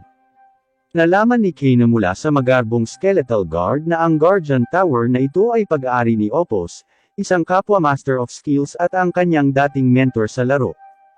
Hindi gusto ni Kena ang kastilyo at nakahiga sa sahig, nagbubulungan tungkol dito. Ibinigay ng Guardian kay Kena ang susi, singsing, at aklat mula sa tore, na nagpapaliwanag na inaasahan ng kanyang dating master na darating siya roon. Pagkabukas ng libro, nagulat si Kena sa nasa loob. Sa loob ng libro ay isang pamilyar na hindi nakapagsasalita na fairy na siya lang ang nakakakita. Bago siya umalis, iniaalok ni Kena sa Guardian ang kanyang MP sa tuwing kailangan niya ito. Kung saan ang Guardian, kasama ang kanyang mapagmataas na maharlikang saloobin gaya ng dati, ay sumasang-ayon sa alok. Pagkatapos, bumalik si Kena sa lugar ng kanyang apo, sa Sekaya, at pinasalamatan siya ng kanyang mga apo sa paghuli kay Love Rogue.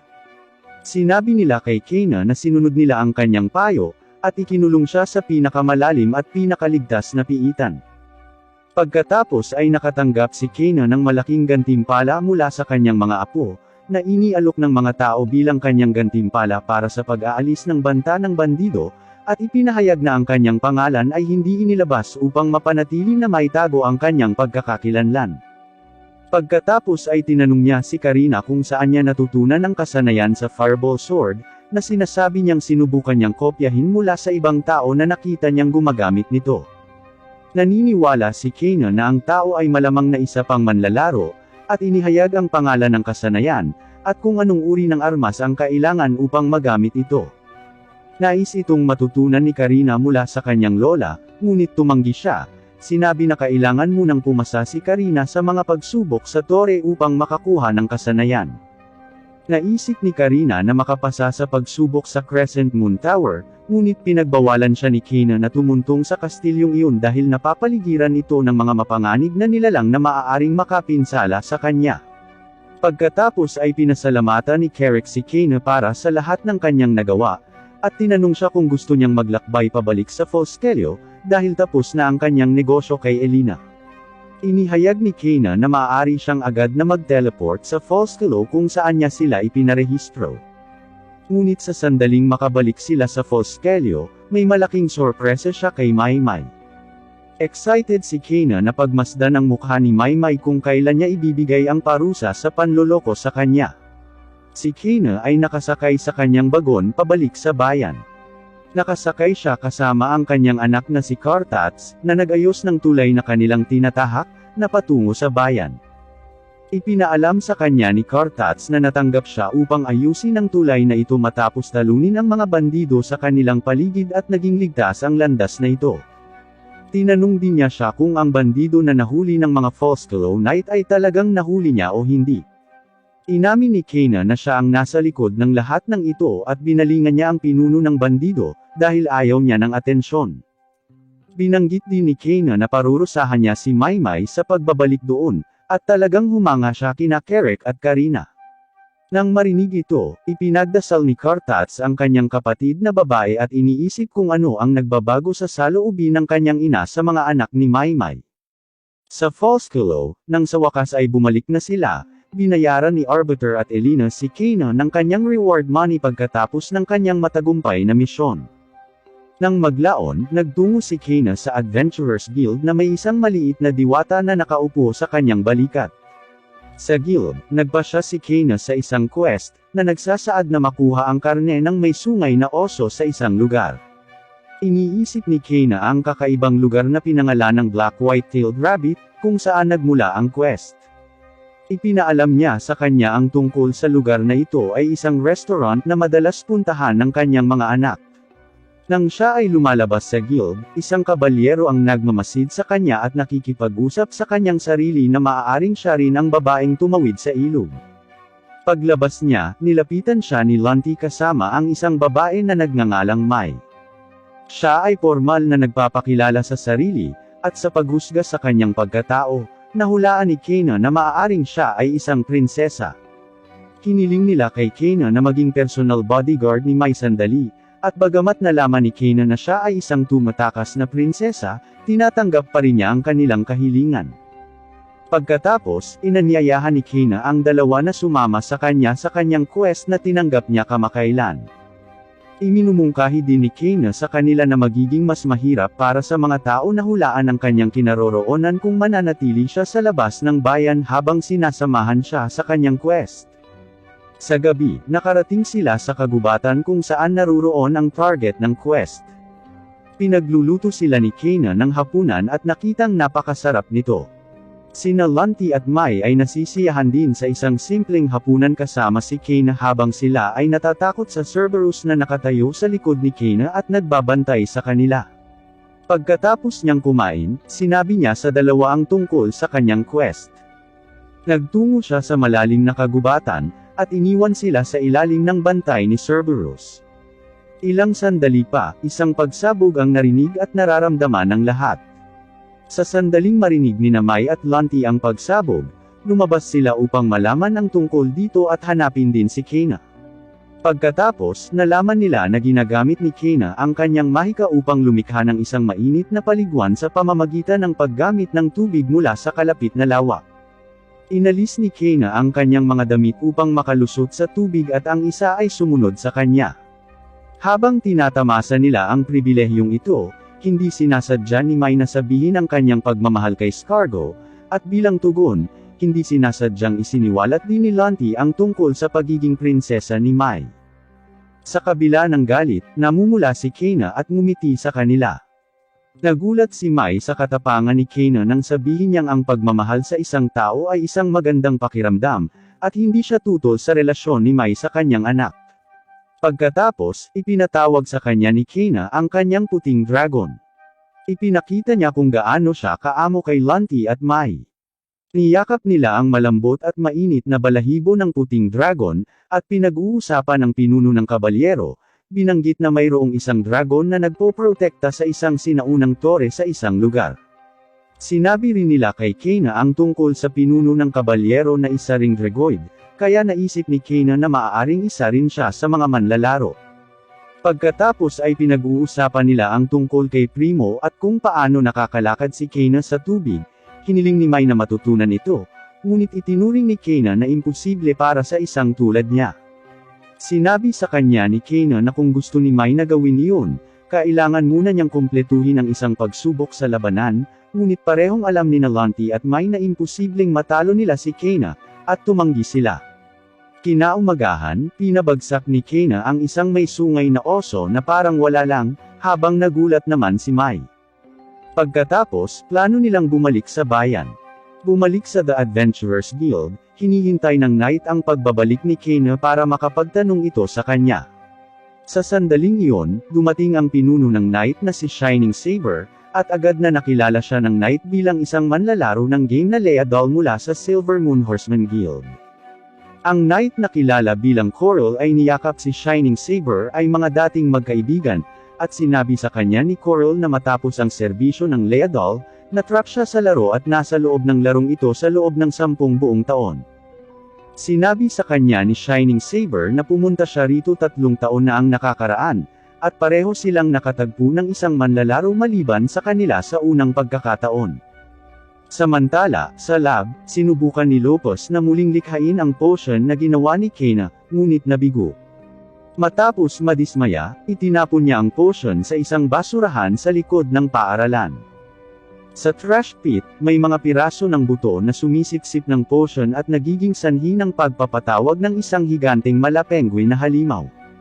Sa pagbabalik sa bayan, masayang naglalakad si Kena sa green field na may magagandang bulaklak. Hinugot ng diwata ang buhok ni Kena upang bigyan ng babala na kailangan niyang makabalik ng mas mabilis, at ipinaalam ni Kena kay Lanti at Mai na mabilis na bumalik. Tila nag-aalala si Lanti, at tinanong siya kung bakit kailangan nilang magmadali pabalik, at sinagot ni Kena na maaaring magkaroon ng gulo sa kabisera. Ginagamit niya ang kanyang summoning magic, at nagpatawag ng higanteng Therwolf at sinakyan ito. Sinabihan niya sina Lanti at Mai na gawin din yon. Sa kabisera, sinisira ng parang penguin na halimaw ang bahagi ng akademya sa pamamagitan ng pagtapak dito, at pagkatapos ay sumisid sa kalapit na ilog. Puno ng takot, nagsimulang tumakas ang mga taong bayan. Inutusan ni Shining Saber ang kanyang 2 sundalo na tumulong sa paglikas sa bayan, habang siya mismo ang nagpasya na atakihin ang event monster. Sa kabila ng pag-alam sa panganib ng sitwasyong ito dahil ang halimaw na ito ay isang event monster, at aabuti ng 200 manlalaro ng level 300 upang talunin ang halimaw na ito. Dahil ipinagmamalaki niya ang pagiging kapitan ng mga kabalyero, naniniwala siyang tungkulin niyang labanan ito kahit na wala siyang pagkakataong manalo. Sa kabilang bahagi ng bayan, habang pinagmamasdan ni Kartats at Scargo ang sitwasyon, lumapit din sa kanila sina Maymay at Lopez Harvey. Ipinaalam sa kanila ni Maymay na ang mga estudyante ay inilikas na sa akademya. Pagkatapos ay sinabi ni Scargo sa kanila na ang Royal Knights ay nasa kanilang tungkulin din. Nahihiya si Lopez na maging sanhi ng gulo na ito, at humihingi ng paumanhin sa paglikha ng isang halimaw na ngayon ay isang malaking banta sa kabisera. Nagpasya si Maymay na kumilos at pabagalin ito, ngunit ipinagbawal ni Scargo ang kanyang kapatid na babae na gawin ito, at ipinaliwanag na ang paggawa nito ay maakit ang pansin sa kastilyo ng Guardian. Nag-aalala si Maymay kung ano ang dapat nilang gawin para mapigilan ang halimaw na lalong sirain ang bayan. Si Shining Saber ay nakatayo sa bubong ng isang gusali, at sinamahan siya ni Coral upang tulungan siya sa paglaban sa halimaw. Sinabi sa kanya ni Saber na may utang siya sa kanyang tulong, at nangakong bibilhan siya ng inumin mamaya. Hindi na nag-aksaya pa ng oras, parehong si Saber at Coral ay sinusugod ang halimaw gamit ang kanilang mga kakayahan, at mga spelling para tamaan ang halimaw sa ulo nito. Matapos hampasin ang halimaw, bumagsak ang halimaw, at mabilis silang tinamaan dahilan upang pareho silang mahulog sa lupa at mawala ang kanilang MP.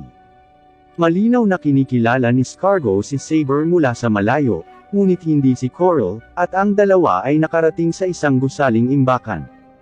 Sa kabila ng pagiging mas mababa sa 20% ng kanyang maximum health at ngayon ay may hawak na isang sirang spike sword, iginigiit pa rin ni Coral na tulungan si Saber na labanan ang halimaw. Nakatayo sa bubong ng gusali na sinubukan nilang umatake, ngayon ay walang baluti. Habang pinaplanong muli ni Saber at Coral na harapin ang halimaw, ang higanteng pagong sa loob ng shell nito ay nagpakita, at pinabagsak ang halimaw. Ito ay isang kaluwagan para kay Scargo at sa kanyang mga kapatid, na alam na ang halimaw ay hindi na isang banta, ngunit ang halimaw ay muling tumayo at si Kena ay nagpaputok ng kidlat at apoy ng pinakamataas na antas, at natalo ang halimaw. Nagulat si Saber at Coral nang makita ang isang spell na ganoon kataas ang level, at napagpasyahan na isang player lang ang may kakayahang mag-cast ng mga spell. Ang katawan ng halimaw ay natunaw, at mula sa kanyang natutunaw na katawan, isang higanteng mineral ang nahulog sa ilog. Nang maglaon, sinusuri ni Kena ang hukay ng basura kung saan ipinanganak ang halimaw, at nakakuha ng higit pang impormasyon mula kay Ki tungkol sa mga activation item nito. Habang pinagmamasdan ni Saber at Coral na nakikita rin ni Kena ang markang nagpapakita sa itaas ng hukay. Mahigpit na inutusan ni Kena si Maymay na isara ang lugar, at panatilihing limitado ang lugar na ito upang maiwasan ang isa pang sakuna. Binabalaan din siya nito na kung sakaling mangyari ito muli, itatapon niya siya sa ilog. Dahil sa takot sa kanyang ina, nanumpa si Maymay na susundin ang utos ng kanyang ina. Nakita ni Saber si Mai at iminumungkahi sa kanya na dapat niyang ihatid kaagad si Mai pabalik sa kastilyo. Sinabi ni Kena na kung magsumite ng kahilingan si Mai sa guild sa susunod na pagkakataon para sa isang bodyguard, magrereklamo siya tungkol sa kanyang pagtatangka na tumakas. Medyo napahiya si Mai, pero naiintindihan niya ang katwiran ni Kena. Si Mai ay sinamahan pabalik sa kastilyo sa pamamagitan ni Saber kasama ang kanyang mga knights, at ibinigay ni Scargo ang ore kay Kena. Nang tanungin niya kung ano ito, ipinaliwanag ni Scargo na ang mineral na ito ay ibinagsak ng halimaw. Sinabi sa kanya ni Coral na siya at si Saber ay wala sa level upang idagdag ang item na ito sa kanilang kahon ng item. Sinabi niya na bilang siya ang nakatalo nito, siya ang higit na nararapat dito. Gayunpaman, ipinangako ni Kena na bibigyan siya ng isang bagong espada bilang regalo para sa kanyang katapangan. Siya ay nagpapasalamat, at hiniling sa kanya na makipagkita sa kanya at kay Saber sa susunod na araw para sa isang mahalagang talakayan. Pumayag si Kena at sinabi sa kanya na magkikita sila sa Coliseum sa tanghali. Matapos harapin ang lahat ng problema, sa wakas ay nagpasya si Kena na ihatid ang karne ng oso, at dinala si Kartats kasama niya sa restaurant na nagpost ng kahilingan ng karne ng oso sa guild ng adventurer. Kinabukasan, sa tanghali sa Coliseum, nagpakilala si Saber at Coral, at sinabi kay Kena ang kanilang mga ranggo at titulo. Kinikilala ni Kena ang guild na kinabibilangan nila, bilang ang guild na pinamunuan ng kanyang kapwa skillmaster na si Kyotaro, at pagkatapos ay ibinunyag ang guild na kinabibilangan niya na pinangalan ng Cream Cheese, na ginawa para sa Limit Breakers, na nagpagulat sa kanilang dalawa. Binanggit ni Saber na ang lahat ng miyembro ng guild na ito ay autorisado na maging skill masters, at pagkatapos ay kinikilala ni Saber si Kena sa kanyang in-game title, ang Silver Ring Witch, na nagpapatunay sa konklusyong ito. Pagkatapos ay inilabas ni Kena ang kanyang Oracle Staff, at binyantaan ang dalawa na wag na siya tatawagan muli sa titulo na iyon, kung hindi, dudurugin niya sila ng walang babala. Sa ilalim ng panggigipit, nagsasalita si Coral para sa kanila at nangako na hindi na nila ito uulitin. Pagkatapos, ibinigay ni Kena kay Coral ang espadang ipinangako niyang ibibigay, ang Valhalla Sword, ang pinakamalakas na espada sa laro. Nagseselos si Saber kay Coral at humingi din ng isa kay Kena, ngunit sinabi niya sa kanya na mayroon lamang siyang isang item.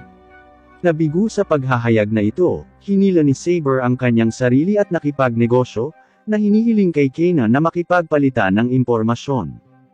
Pagkatapos ay ibinunyag ng dalawa kung gaano katagal sila na-trap sa laro, at ibinunyag din ni Kena kung gaano na siya katagal sa laro. Pagkatapos ay nagtanong kung bakit tinapos ng larong Leadol ang serbisyo nito, na binanggit na namatay siya nang matapos ang serbisyo. Nabigla rito, tinawag ng dalawa na multo si Kena, na tinatawag naman ni Kena na bastos. Pagkatapos ay isiniwalat nila na nakarinig sila ng chismis na may namatay sa totoong buhay, at pagkatapos ay tinapos ng Leadol ang kanilang serbisyo 6 na buwan pagkatapos noon. Naisip niya na kailangan niyang makakuha ng karagdagang impormasyon mula sa kanyang diwata tungkol sa sitwasyon ngayong nakakapagsalita na siya, dahil nakikita rin ng dalawang lalaking ito ang diwata. Natigilan sa diwata, ibinunyag ni Kena sa dalawa na siya ay iniwan ng isa pang manlalaro na nagngangalang Opos, na kilala rin bilang Leadol of Kenaming. Hindi alam ng dalawang lalaki ang pangalan, ngunit kinikilala nila ang in-game name, at ang pahirap na dinala sa kanila ng manlalaro. Nang maglaon, tinanggap ni Kena ang mga friend request mula sa dalawang lalaki, at humingi sa kanila ng impormasyon tungkol sa mga watchtower. Nakipagnegosasyon si Coral kay Kena, na humihiling na makipagpalitan ng ilang mga kasanayan para sa impormasyon tungkol sa mga watchtower. Interesado si Coral sa kakayahan sa recovery. Sumasang-ayon si Kena kung ang impormasyon ay mahalaga. Tuwang-tuwang ibinunyag ni Coral na mayroong isang lugar sa seashore ng fishing village, at naniniwala si Kena na ang lugar ay kabilang sa Lefect. Matapos tapusin ang deal, binibigyan ni Kena si Coral ng kakayahan sa recovery. Tinanong ni Saber kung hindi marunong lumangoy si Kena dahil sa kanyang pag-aalinlangan, nang mabalitaan niyang nasa ilalim ng tubig ang lugar. Kinumpirma ito ni Kena, ngunit tiwala pa rin na makakatulong sa kanya ang kanyang mahika. Pagkatapos ay nagpatuloy siya sa pag-uusap tungkol sa Lefect, at napagtanto ni Saber na kailangan nilang bumalik sa kanilang lugar sa kastilyo, at lahat sila ay umalis. Nang mapansin ang kanyang pagseselos sa bonding nina Saber at Coral, si Kena ay inaliw ng kanyang diwata, at pagkatapos ay lumitaw si Kena nagbabala sa kanya na may darating mula sa likuran. Pagkatapos ay binato ni Kena ng suntok ang tao, na si Scargo pala. Pagkatapos ay sinabi niya sa kanya na narito siya dahil narinig niyang may makakatagpong mga lalaki si Kena, at nangako siya sa sarili na ililigtas siya. Habang si Scargo ay nagpapatuloy sa kanyang batikos, si Kena ay nasa likod ni Scargo at nilabas ang kanyang oracle staff, na nagbabantang gagamitin ito, ngunit si Scargo ay humingi ng tawad, at tinanggap ni Kena. Bago umalis si Kena, inalok siya ni Scargo na sumama sa kanya sa pag-inom ng tsaa minsan, at masaya niyang tinanggap, na nagpasaya kay Scargo at napagtanto ni Kena na wala siyang ideya na may nararamdaman si Mai para sa kanya. Pagkatapos, binisita ni Kena si Mai upang ipaalam sa kanya na siya ay pupunta sa isa pang pakikipagsapalaran upang mahanap ang palasyo ng Hari ng Dragon. Tinanong din niya si Mai kung narinig niya ang tungkol sa mga kabalyero mula sa Hellspur at Fellscale na haharap sa mga bandido.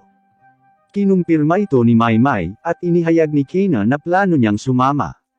Ito ay nagudyok kay Mai na magmungkahi na ang kanyang ina ay dapat manirahan sa isang lugar, at si Kena ay nag-isip ng nayon kung saan siya nagising.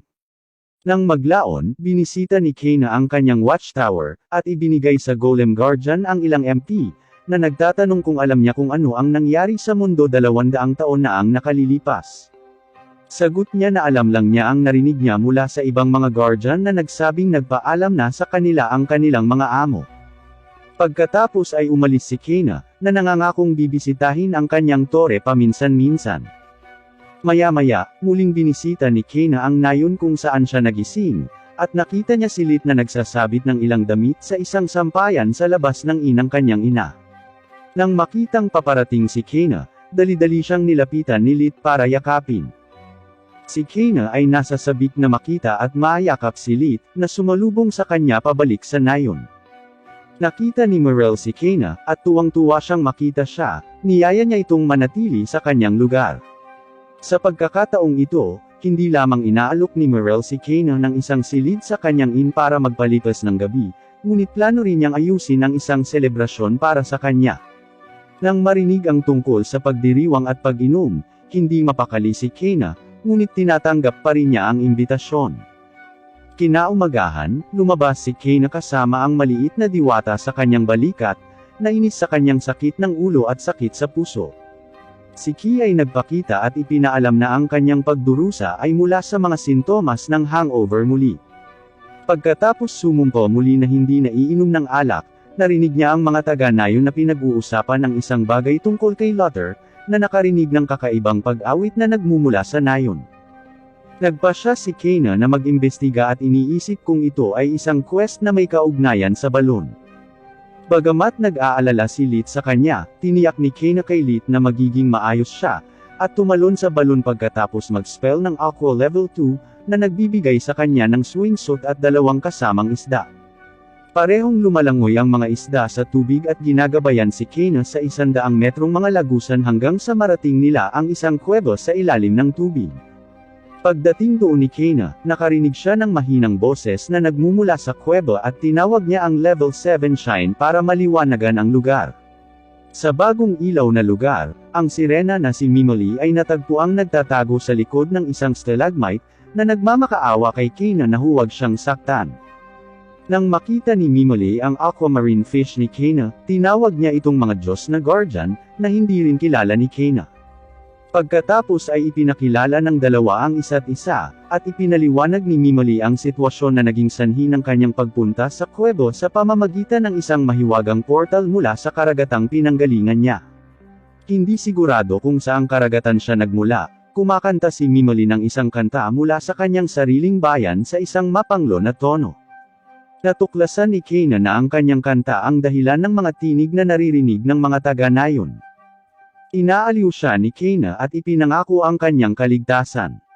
Pagkatapos ay dinala siya ni Kena sa nayon, at nagpasya na si Mimoli ay mananatili doon pansamantala hanggang sa mahanap niya ang kanyang pinanggalingan.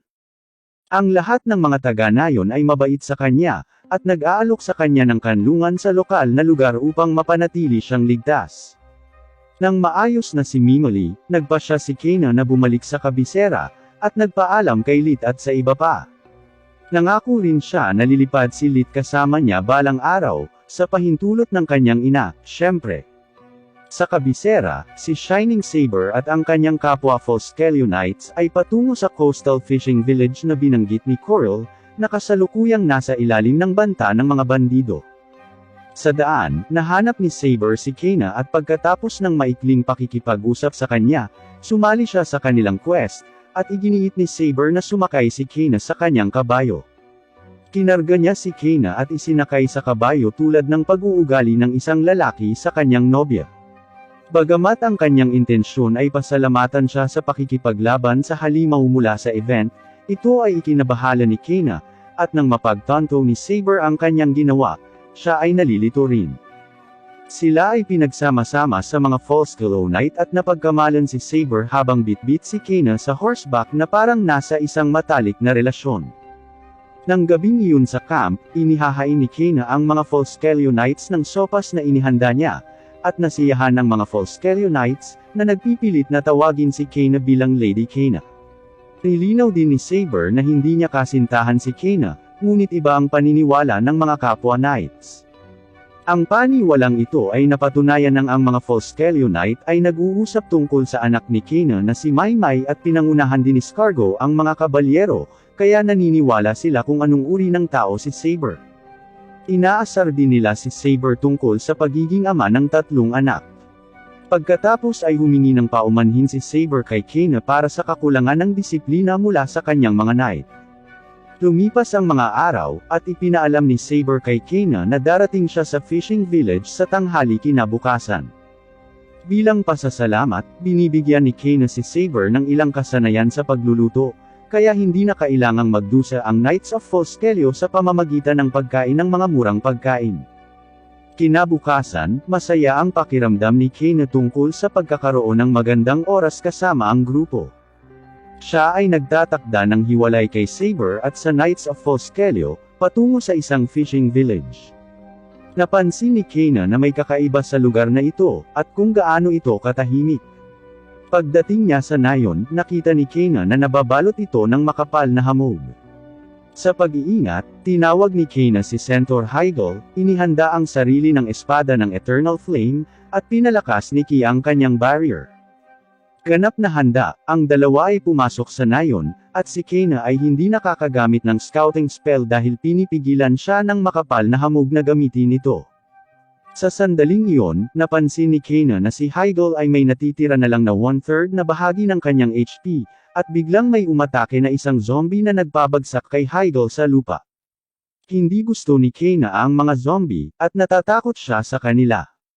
Hindi makapagpatuloy, naglaho si Hygel, at si Kena, sa pag-aakalang mataas ang antas ng zombie, at dahil nagawa niyang harapin si Hygel, napagpasyahan niya na ang zombie ay nilikha ng isang manlalaro. Ginawa niya ang spell, ang Dulacane, nililinas ang mga zombie, at naghahanda na tuklasin ang nayon. Gamit ang Eternal Flame Blade, si Kena ay patuloy na nag-iimbestiga sa zombie village. May mga zombie sa lahat ng dako, at naabot ni Kena ang isang bahay. Pumasok siya sa bahay at nakitang walang laman.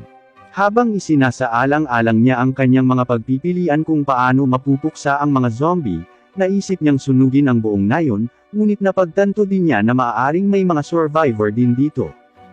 At sa makatuwid, hindi niya ito masusunog. Habang iniisip niya kung ano ang gagawin sa bahay, binabalaan siya ni Ki tungkol sa malapit na presensya, at ang naalerto na si Kina ay naghahanda upang harapin siya. Ang presensyang naramdaman niya ay si Kolka, na nakulong doon kasama ang kanyang kasama, si Exes at isang survivor. Matapos nilang makilala ang isa't isa mula sa guild sa Hellspur, nag-aalok si Kolka na dalhin si Kina sa kanyang kasama, ngunit binalaan siya ni Kina na pasasabugan niya ang nayon kung ito ay isang bitag. Sa takot sa banta, sinabi ni Kolka na mayroong nakaligtas sa nayon. Humantong sa basement ng bodega, nakilala ni Kina si Exes. Nagsimulang magsalita si Kolka ng iba, na binanggit na maaaring mas malakas na manlalaro si Kina kaysa sa kanya, at alam din ni Kina ang pagbabago sa kanyang boses. Sinubukan ni Exes na salakayin si Kina, na agad na itinutok ang kanyang espada sa leeg ni Exes, sumisigaw tungkol sa tapang na mayroon siya sa pagsisikap na atakehin siya. Pinakalma ni Exes ang tensyon sa kanya, at muling ipinakilala ang kanyang sarili bilang Tartar Sauce, isang player mula sa dating guild ni Kina na Cream Cheese, na lumikha ng pangalawang account na may mas malakas na hitsura. Pagkatapos ay ipinakilala ni Kolka ang kanyang sarili, at tinanong siya ni Kina kung siya ay isang lalaki, dahil sa kanyang panlalaking boses. Kung saan siya ay medyo nalilito, at tumugon na ang mga bagay ay bigla ang nagkaganito. Pagkatapos ay tinanong ni Exes kung gaano katagal si Kina sa laro, sinagot niya iyon ilang buwan na ang nakalipas, at sinabi ni Exes na siya at si Kolka ay natrap sa laro sa loob ng mahigit 2 taon. Pagkatapos ay tinanong ni Kina kung bakit sila nasa site ng Dragon King's Palace, at sinasabi ng mga manlalaro na sila ay nasa isang guild assignment. Sinabi niya na ang mga isda ay hindi inihahatid sa palengke, kaya parehong nagpasya sina Kolka at Exes na imbestigahan ang nayon. Gayunpaman, nang makarating sila sa nayon, nalaman nilang dahil sa mga hamog na bumabalot sa nayon ay naging mga zombie ang mga taga-nayon.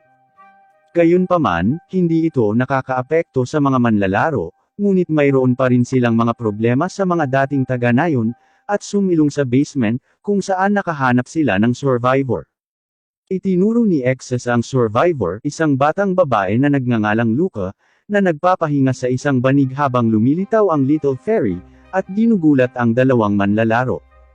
Ipinakilala ni Kina ang nagtatakang mga manlalaro sa Little Fairy, na ipinaliwanag na ibinigay ito ni Opos sa kanya.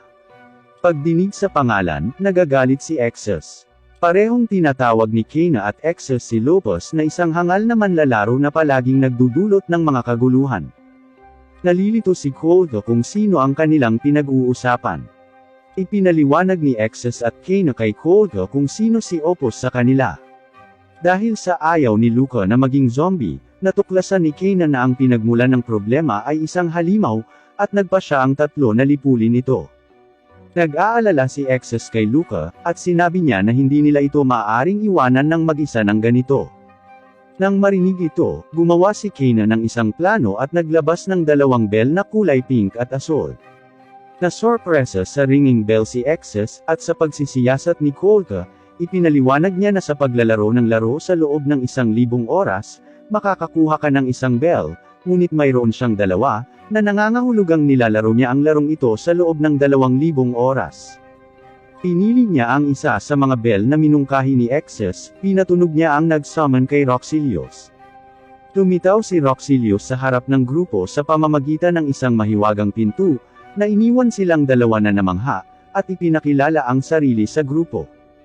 Pagkatapos ng maikling pag-uusap, inatasan ni Kina si Roxilius na bantayan si Luca. Matapos gawin ang proteksyon ni Luca, ipinatawag ni Kina si Ki upang maghanap ng mga quest na nauugnay sa mga keyword. Ang nayon, ang hamog na ulap, at mga zombie, nagtagumpay siya upang malaman, at nalaman ni Kina na para sa gawaing ito, dapat talunin ng isang tao ang isang kapitan ng pirata ng zombie na nagngangalang Terra Skeleton, na nakatalaga sa ghost ship. Gamit ang staff, nagtakda si Kina upang talunin ang boss at iligtas ang nayon. Sa labas ng basement, habang ang 3 ito ay nag-uusap tungkol sa kanilang pamamaraan, iminumungkahi ni Kina na dapat nilang sunugin ang boss ng pirata, at ang ghost ship. Tinanong siya ni Exes kung bakit hindi siya nagtitimpi. Sumagot si Kena na mas mabuting sirain sila kaysa hayaang maapektuhan din nila ang ibang mga nayon. Itinuro ni Quokka ang isang napakapangit at malaking barko na puno ng zombie pirates. Sinabi ni Kena sa dalawa na kailangan nilang talunin ang Ghost Captain sa kaibuturan ng barko, kung hindi, ang Ghost Captain ay patuloy na gagamitin ng mga kaluluwa ng mga taga-nayon na naging mga zombie bilang panggatong upang walang katapusan na muling mabuhay. Naiintindihan ni Exes na kung hindi nila sila lalabanan ngayon, magiging walang katapusang labanan ito sa hinaharap. Inaangkin niya na makipaglaban sa boss, habang sina Kena at Quokka ay kailangang harapin ang skeleton crew. Agad nilang inatake ang barko sa isang magiting na paraan. Nang sinisira ni Kena at Quokka ang mga tripulante sa kanilang mahusay na mga galaw, inatake ni Exes ang kanyang espada patungo sa Ghost Captain, at pinutol siya sa dalawang bahagi sa isang stroke. Sa sandaling matalo ang kapitan, ang iba pang mga tripulante ay nagsimulang bumagsak, at isang maaraw na matengkad na liwanag ang nagsimulang lumitaw sa barko. Naglaho ang barko ng Ghost, at muling naging maaliwalas ang kalangitan na may iba't ibang hayop at species na nagsisimulang lumipad sa kalangitan. Iniligtas nilang lahat ang nayon, at habang nakatayo sa baybayin ng dagat, nag-aalala sila tungkol sa nayon ng pangingisda. Sinabi ni Kena na walang gustong makipagkalakalan sa isang lungsod na nawasak sa ilang kadahilanan, ngunit ang kaharian ang bahala sa isyong ito. Nami-miss ni Kena si Heigl, at sinabi na sa wakas ay naipaghiganti na niya ito. Nagtanong si Exes tungkol kay Heigl, at sinabi sa kanya ni Kena na siya ay isang Centaur level 250, kung saan pinasaya siya ni Exes sa pagsasabing maaari niya itong ipatawag muli pagkatapos ng ilang araw. Pagkatapos ay nagtanong si Kena tungkol kay Luca, at sinabi sa kanya ni Exes na baka gusto niyang manatili sa nayong ito. Iniisip ni Quokka na masyadong mapanganib na iwanan siyang mag-isa ng ganito. Nang gabing iyon, sa nayon, tinitingnang mabuti ni Kena ang isang pulse Ares na hawak ni Luca sa kanyang mga braso, na natutulog sa kanyang kandungan sa tabi ng apoy sa kampo kasama ang kanyang mga kasama at si Roxilius sa paligid niya. Nagising si Luca na natatakot at nalilito, at kumuha ng tsaa mula kay Roxilius. Tinanong ni Exes si Luca kung saan niya gustong manatili, habang nag-aalok si Kena na ampunan siya, kung saan niyakap ni Luca si Kena at tila tahimik na sumang-ayon. Inaalo siya ni Kena sa kanyang mga bisig at ipinangako sa kanya na magiging isang pamilya. Kinabukasan, naglakbay si Kena sa watchtower na hinahanap niya, ang palasyo ng Hari ng Dragon, sa tulong ng kanyang asul na dragon. Pinabantayan niya kay Roxilius sa pagprotekta kay Luca nang hindi namamatay hanggang sa bumalik siya. Kumapit siya sa likod ng kanyang dragon, at pumasok sa malalim na karagatan. Malapit sa destinasyon, pinaghahanap ni Kena ang asul na dragon para sa Mermaid Village, at pumasok sa Guardian Tower. Pagpasok niya sa tore, nakita niya ang isang malaking bulaklak na may nakapaloob na mga talulot sa tubig. Ibinigay ni Kena ang kanyang MP dito, at ang Guardian, isang higanteng pink na palaka, ay pinagkalooban ang core ng tore. Tinatakot si Kena. At pagkatapos makipag-usap sa kanya, tinanggap siya bilang kanyang bagong amo, at binigay sa kanya ang Guardian Ring. Nang bumalik si Kena sa labas kung saan naroon ang kanyang asul na dragon, nalaman niyang wala saan man ang nayon ng sirena. Sa ibabaw, tinatanggap ni Kena ang mga friend request mula kay Quokka at Exes, at ibinalik ang mga ito sa Hellspur. Nangako si Kena na ipakita kay Luca ang kanyang base village, kung saan ipapakilala niya siya kay Lit. Nakatayo sa harap ng salamin, tinitingnan ni Luca ang kanyang bagong damit mula kay Kena, at habang pinagmamasdan ang sarili sa salamin, pinuri siya ni Roxilius at tinawag siyang Miss. Hindi sanay si Luca na tawaging Miss, ngunit bilang anak ni Kena, tinawag siya ni Roxilius ng ganoon bilang paggalang. Nag-aalok si Kena na isama si Luca upang makilala ang iba pa niyang bagong mga kapatid, at nag-aalok din ng kanyang pasasalamat sa lahat ng mga tumulong sa kanya. Sa Foscolo, binibigyan ni Kena si Luca ng grand tour sa lugar, at ipinakita sa kanya ang lahat ng mga tindahan, ang Adventures Guild, at ang kastilyo. Pagkatapos, sumakay siya ng bangka upang dalhin siya sa kabila ng lawa upang marating ang kastilyo. Ang batang si Luca ay namangha sa kanyang paligid. Nang maglaon, dinala siya ni Kayna upang makita ang isa sa kanyang mga bagong kapatid, si Maymay, na kasama ni Lanti sa kanyang opisina. Talagang nabigla sila nang malaman ito, ngunit nakabawi si Maymay at hiniling kay Luca na tawagin siyang nakatatandang kapatid na si Maymay mula ngayon. Si Luca at Maymay ay nabighani sa katotohanan ito, at pagkatapos ay ipinakilala kay Roxilius, na inaalok din ng tiyan ni Lanti, ngunit tumanggi ito, na nagpapula sa kanya. Pagkatapos ay ikinwento ni Maymay ang mga kahangahangang gawa na nagawa ni Kayna sa ngayon, na nagpapaisip sa kanya na maaari siyang maging isang babala para sa ibang mga tao. Inihayag ni Kayna ang kanyang mga plano na magtayo ng isang bahay malapit sa kanyang Guardian Tower sa Nayon. Hiniling ni Maymay kay Kayna na itayo ang kanyang tirahan sa lungsod, ngunit tumanggi si Kayna, dahil gusto niyang lumaki si Luca sa isang malusog na kapaligiran na napapalibutan ng greenery. Isa pa, ayaw niyang araw-araw din silang makita ni Scargo. Pagkatapos ay hiniling ni Kayna kay Maymay na makipag-ugnayan kay Cartats upang maghanda ng maraming kahoy para sa kanyang bagong bahay, at pati na rin si Scargo, sumang-ayon si Maymay. Nakita si Scargo sa kanyang opisina, nagbigay si Scargo ng labis na pagbati na ikinagalit ni Kayna, at agad na napagtanto ni Scargo ang kanyang pagkakamali at mabilis na humingi ng tawad. Pagkatapos ay formal na ipinakilala ni Kayna si Luca kay Scargo, at pagkatapos ay nasiyahan sila sa cookies ng magkasama, habang ipinaalam ni Kayna kay Scargo ang kanyang mga plano na magtayo ng bahay sa tabi ng kanyang tore.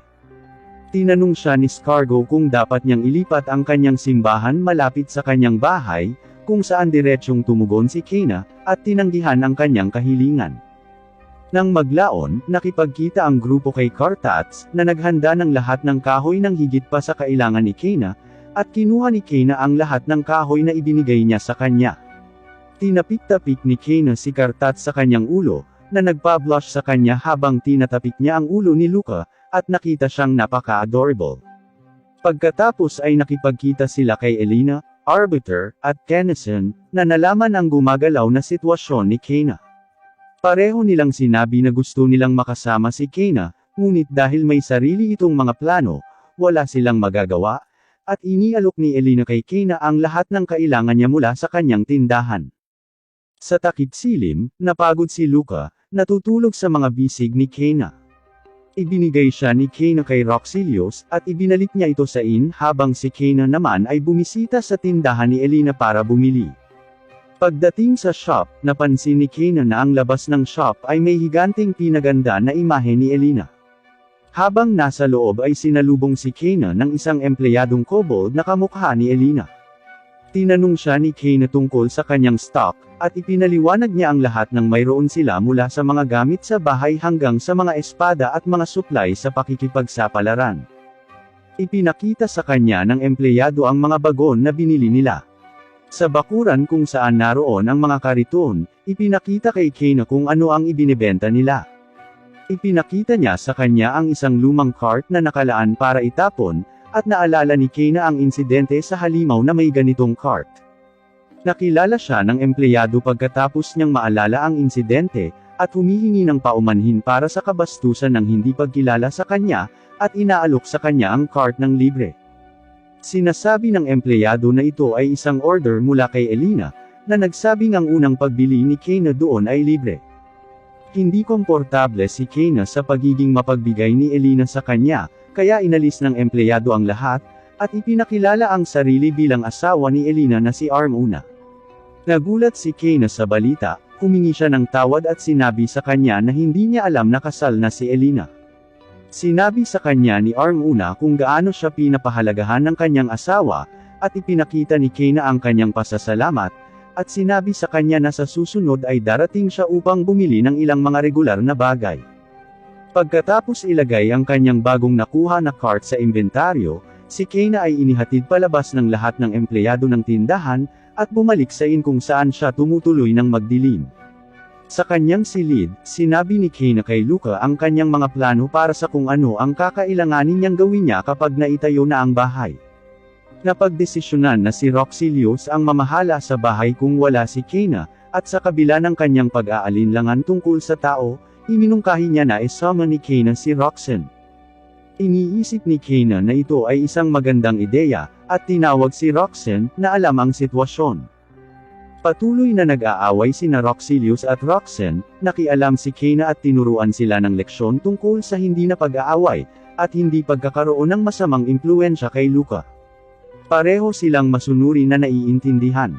Kinabukasan, lumabas si Kayna sa kanyang cart na may kasamang mahiwagang woody horse, na ipinatawag mula sa kanyang kahon ng item, at sumakay siya kasama ang grupo sa kanilang bagong chariot patungo sa isang malayong village.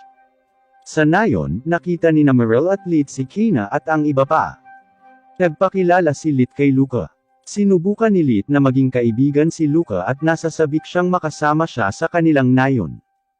Nang natapos na ang pagpapakilala, pinuntahan ng grupo si Mimoli sa spa, na kumakanta at gumagamit ng kanyang mahika sa paglalaba. Maliwanag na iminungkahi ni Lit na magsimula si Mimoli ng negosyo sa paglalaba, at ito ay isang malaking tagumpay.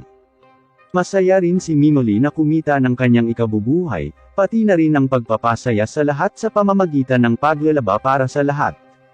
Pagkatapos ay inanunsyo ni Merrill na magkakaroon ng pagdiriwang bilang parangal kay Kayna na maging opisyal na residente ng nayon. Nakakapangamba ito kay Kayna, dahil kailangan niyang uminom muli, at muling haharap sa hangover, at sinusubukang tumanggi na magdiwang. Pero giit ni Merrill, nakaugalian na raw ito, at walang choice si Kayna kundi tanggapin ito. Nagkikita si Scargo at ang kanyang mga kapatid sa opisina ni Scargo upang pag-usapan kung paano nanirahan ang kanilang ina sa liblib na nayon. Ipinahayag ni Scargo ang kanyang opinyon na dapat silang lahat ay lumipat sa parehong nayon ng kanilang ina, at agad na pinatigil ng kanyang mga nakababatang kapatid. Ang sabi ni Maymay ay si Scargo ang punong pari kaya hindi niya dapat iniisip iyon, kung hindi, bubugbugin siya ng kanilang ina. Samantala, sa nayon, si Kayna ay dumaranas ng panibagong hangover, at inabutan siya ni Luca ng tubig. Habang kinakausap ni Kayna si Luca na muntik nang tumawag sa kanyang ina, ngunit huminto sa gitna upang pag-usapan ang tungkol sa kanyang alcoholic breath. Nagtalo sina Roxilius at Roxanne tungkol sa kung paano hindi binigyan ng sapat na atensyon ni Roxilius ang kanilang Panginoon at pinigilan siya sa pag-inom. Si Roxanne ay nagsimulang mag-ihaw kay Roxilius dahil sa hindi niya mapigilan, at nagsimula silang mag-away. Habang pinipigilan sila ni Kayna sa pagtatalo, dumating si Lit at inilarawan ang malaking balita mula sa kanyang ina. Sa labas, ipinakita kay Kayna ang isang malaking kapirasong lupa na pinili para lamang sa kanya. Ang espasyo ay sinasabing minsan ay pag-aari ng taong nagtatag ng nayon. Ipinaalam ni Merrill kay Kayna ang isa pang piging bilang pagdiriwang ng pag-aari ni Kayna sa lupain ito. Nagulat si Kayna, at sinabi sa kanila na tanghali pa lang, na sinagot ni Merrill na itinuturing na magandang kapalaran ang magkaroon ng isang piging sa tanghali. Ang isa pang partido ay ginanap upang gunitain ang kaganapan, at si Roxanne ay inutusan ni Roxilius na bantayan si Kayna, na dumaranas ng panibagong hangover kinabukasan. Nang makita si Kayna sa ganitong kalagayan, pinagalitan ni Roxilius si Roxanne na pinagtawanan siya para lang mapahiya mamaya. Si Luca ay muling nagsilbi kay Kayna ng isang basong tubig, at nagreklamo sa amoy ng alak mula sa kanyang bibig. Matapos makabawi muli sa nangyari noong araw na iyon, bumalik si Kayna sa ari-arian, at ginamit ang kanyang crafting at magical skills para itayo ang kanyang bagong tahanan gamit ang kahoy ni Cartats na ibinigay sa kanya. Nang natapos na ang bahay, sabay silang pumasok sa bahay sa bilang ng 3. Pinadala ni Kayna sina Roxilius at Roxanne upang maghanap sa paligid ng bahay, at maghanap ng anumang puwang o pagkakamali. Samantala, ipinakita ni Kayna si Luca sa paligid nito, simula sa pink na kwarto ni Roxanne, na sinundan ng blue room ni Roxilius. Nagtatapos ang paglilibot sa silid ni Luca, sa kanan sa silid ni Kayna, at tiniyak ni Kayna sa kanya na kung may anumang problema, maaari siyang bumisita anumang oras. Parehong bumalik sina Roxilius at Roxanne para iulat sa kanya na walang problema ang buong bahay at wala silang nakitang pagkakamali.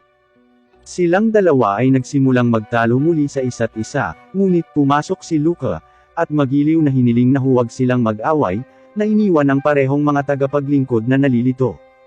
Para sa kanyang matapang na pagkilos, hinirang ni Kane si Luka bilang ministro ng arbitrasyon, at hiniling sa kanya na pigilan sila sa pag-aaway tuwing magsisimula silang magtalo, at tinanggap ni Luka. Ang mga taga-nayon ay bumisita sa bahay ni Kane upang tulungan siya, ngunit lubos silang hindi naniniwala na ang kanyang bahay ay naitayo ng napakabilis. Gayunpaman, pinalamutian nila ang bahay ng mga bulaklak na sumusunod sa tradisyon ng nayon. Upang markahan ang okasyon, at sa pagkadismaya ni Kane, isa pang party ang ginanap. Nang gabing iyon, naliligo si Kane sa spa, at nagpapahinga sa pool. Samantala, nahihiya si Luka nang tinulungan siya ni Roxanne sa paliligo. Kinausap ni Kane si Mimoli at medyo nag-usap sila tungkol sa kinalabasan ng party, at pagkatapos ay ang paglalaba na ginagawa ni Mimoli. Tinanong ni Mimoli si Kane kung natagpuan niya ang iba pang mga sirena, kung saan si Kane ay nag-alok sa kanya ng paumanhin na wala siyang mahanap na mermaid village. Ang paksa ay nagbago kay Mimoli, na nagpasya na hindi na dapat hanapin ni Kane ang kanyang nayon, dahil mas naaayon siya sa kasalukuyang nayon kaysa sa dati niyang nayon. Sinabi niya kay Kane ang tungkol sa kanyang nakaraan noong siya ay nasa mermaid village, hindi siya gusto doon, at lahat ay nagsasalita ng masama tungkol sa kanya. Nais pa niyang makatakas mula sa lugar na iyon, at sa araw na iyon, napasok siya sa isang bitag at natagpuan ang sarili sa ilalim ng isang balon. Sinabi sa kanya ni Mimoli na mas welcome siya dito at tanggap siya ng lahat at gusto siya. Naiintindihan ni Kane ang mga kahilingan ni Mimoli, at hinayaan itong bukas para sabihin lang sa kanya kung magpasya siyang bumalik doon. Nawala na ang hangover ni Kane, at natuwa siya nang makitang mahiyain si Luka habang naliligo. Kinabukasan, natutong magbasa at magsulat sina Luka at Lit. Pinasaya ni Kane ang mga bata na mahusay sila sa kanilang pag-aaral at ngayon ay maaari na rin silang lumipat upang magbasa ng mas mahihirap na libro. Pagkatapos ay pinapunta sila ni Kane upang maglaro. Hiniling ni Lit kay Luka na sumama sa kanya, at tuturuan niya siya kung paano gumawa ng mga korona na bulaklak. Sinundan siya ni Luka. Nang natapos na, si Roxanne ay gumawa ng isang puna tungkol sa kung paano si Kane ay nagtuturo sa mga bata ay ang ultimate charity. Si Kane ay tumugon na walang mataas at mababang hierarchy sa pagitan niya at ng mga taga-nayon, at pinagbabawalan siyang magsabi ng mga ganyan sa harap ng mga taga-nayon. Nang maglaon, sa labas, umupo si Kane sa isang mesa at inihain ni Roxanne ng tsaa, na nagmumungkahi na magpahinga sandali ang kanyang amo. Ang usapan ay nauwi sa kung paanong hindi na nagtatalo sina Roxilius at Roxanne. Pagkatapos ay sinabi ni Kane na ang tanging lugar na pinahintulutan siyang tumakbo ng malaya ay ang mundo ng Leadol, dahil na-hospital siya halos buong buhay niya. Siya ay patuloy na nagninilay-nilay sa kanyang pakikipag-ugnayan kina Lit at Mirel nang dumating siya sa mundong ito, at kahit na hindi siya nakipag-date kahit kanino ngunit mayroon siyang mga anak dito, naaalala ang kanyang pakikipag-ugnayan sa kanyang mga anak at apo, at ang kanyang mga pakikipagtagpo sa lahat ng iba pang nakakasalamuhan niya sa bansa, kabilang sina Arbiter, Elena, Kolka, Exus, Shining Saber, ang mga knights, at prinsesa. Sa huli, pinag-uusapan niya ang tungkol sa kanyang bagong ampon na anak na babae, si Luka, na sa tingin niya ay pinakakaibig-ibig. Nakakaramdam siya ng ginhawa at kapayapaan habang iniisip ang lahat, at nagpapasalamat sa kanyang buhay at paglalakbay sa ngayon. Habang siya ay nawawala sa kanyang pag-iisip, lumapit si Luka kay Kane at binigyan siya ng isang korona na bulaklak, at pagkatapos mag-alinlangan ng maraming beses, sa wakas ay tinawag niya siya na kanyang ina. Nang marinig ang mga salitang ito, napuno ng luha sa tuwa ang mga mata ni Kane, at niyakap niya ito at nagpasalamat. Biglang naalala ni Kane ang pangako niya kay Lit para dalhin siya sa langit. Pagkatapos, isinama niya si Luka at Lit sa isang paglalakbay sa taas, sakay sa isang Earth Spirit na hinihila ng 2 griffin. Dinadala niya ang mga ito sa itaas ng langit. Ang maliit na takot na si Luka ay napapikit at mahigpit na humawak kay Kane, sinabi sa kanya na siya ay natatakot. Inaalo siya ni Kane sa pagsasabing hindi hahayaan ng kanyang ina na may mangyari sa kanya. Sa pagtitiwala sa kanyang mga salita, binuksan ni Luka ang kanyang mga mata at namangha sa ganda ng tanawin ng buong nayon na nakikita niya mula sa itaas. Nag-e-enjoy din si Lit sa tanawin, at nakakaramdam siya ng pagkamangha sa lahat. Sinabi sa kanila ni Kayna na ang buhay ay kahanga-hanga. Maaari silang pumunta saan man nila gusto sa mundong ito, at dapat silang magsaya at gawin ang lahat ng bagay na nagbibigay sa kanila ng kagalakan. Salamat sa panunood. Huwag kalimutan na mag-like at mag-subscribe kung nasiyahan ka sa video.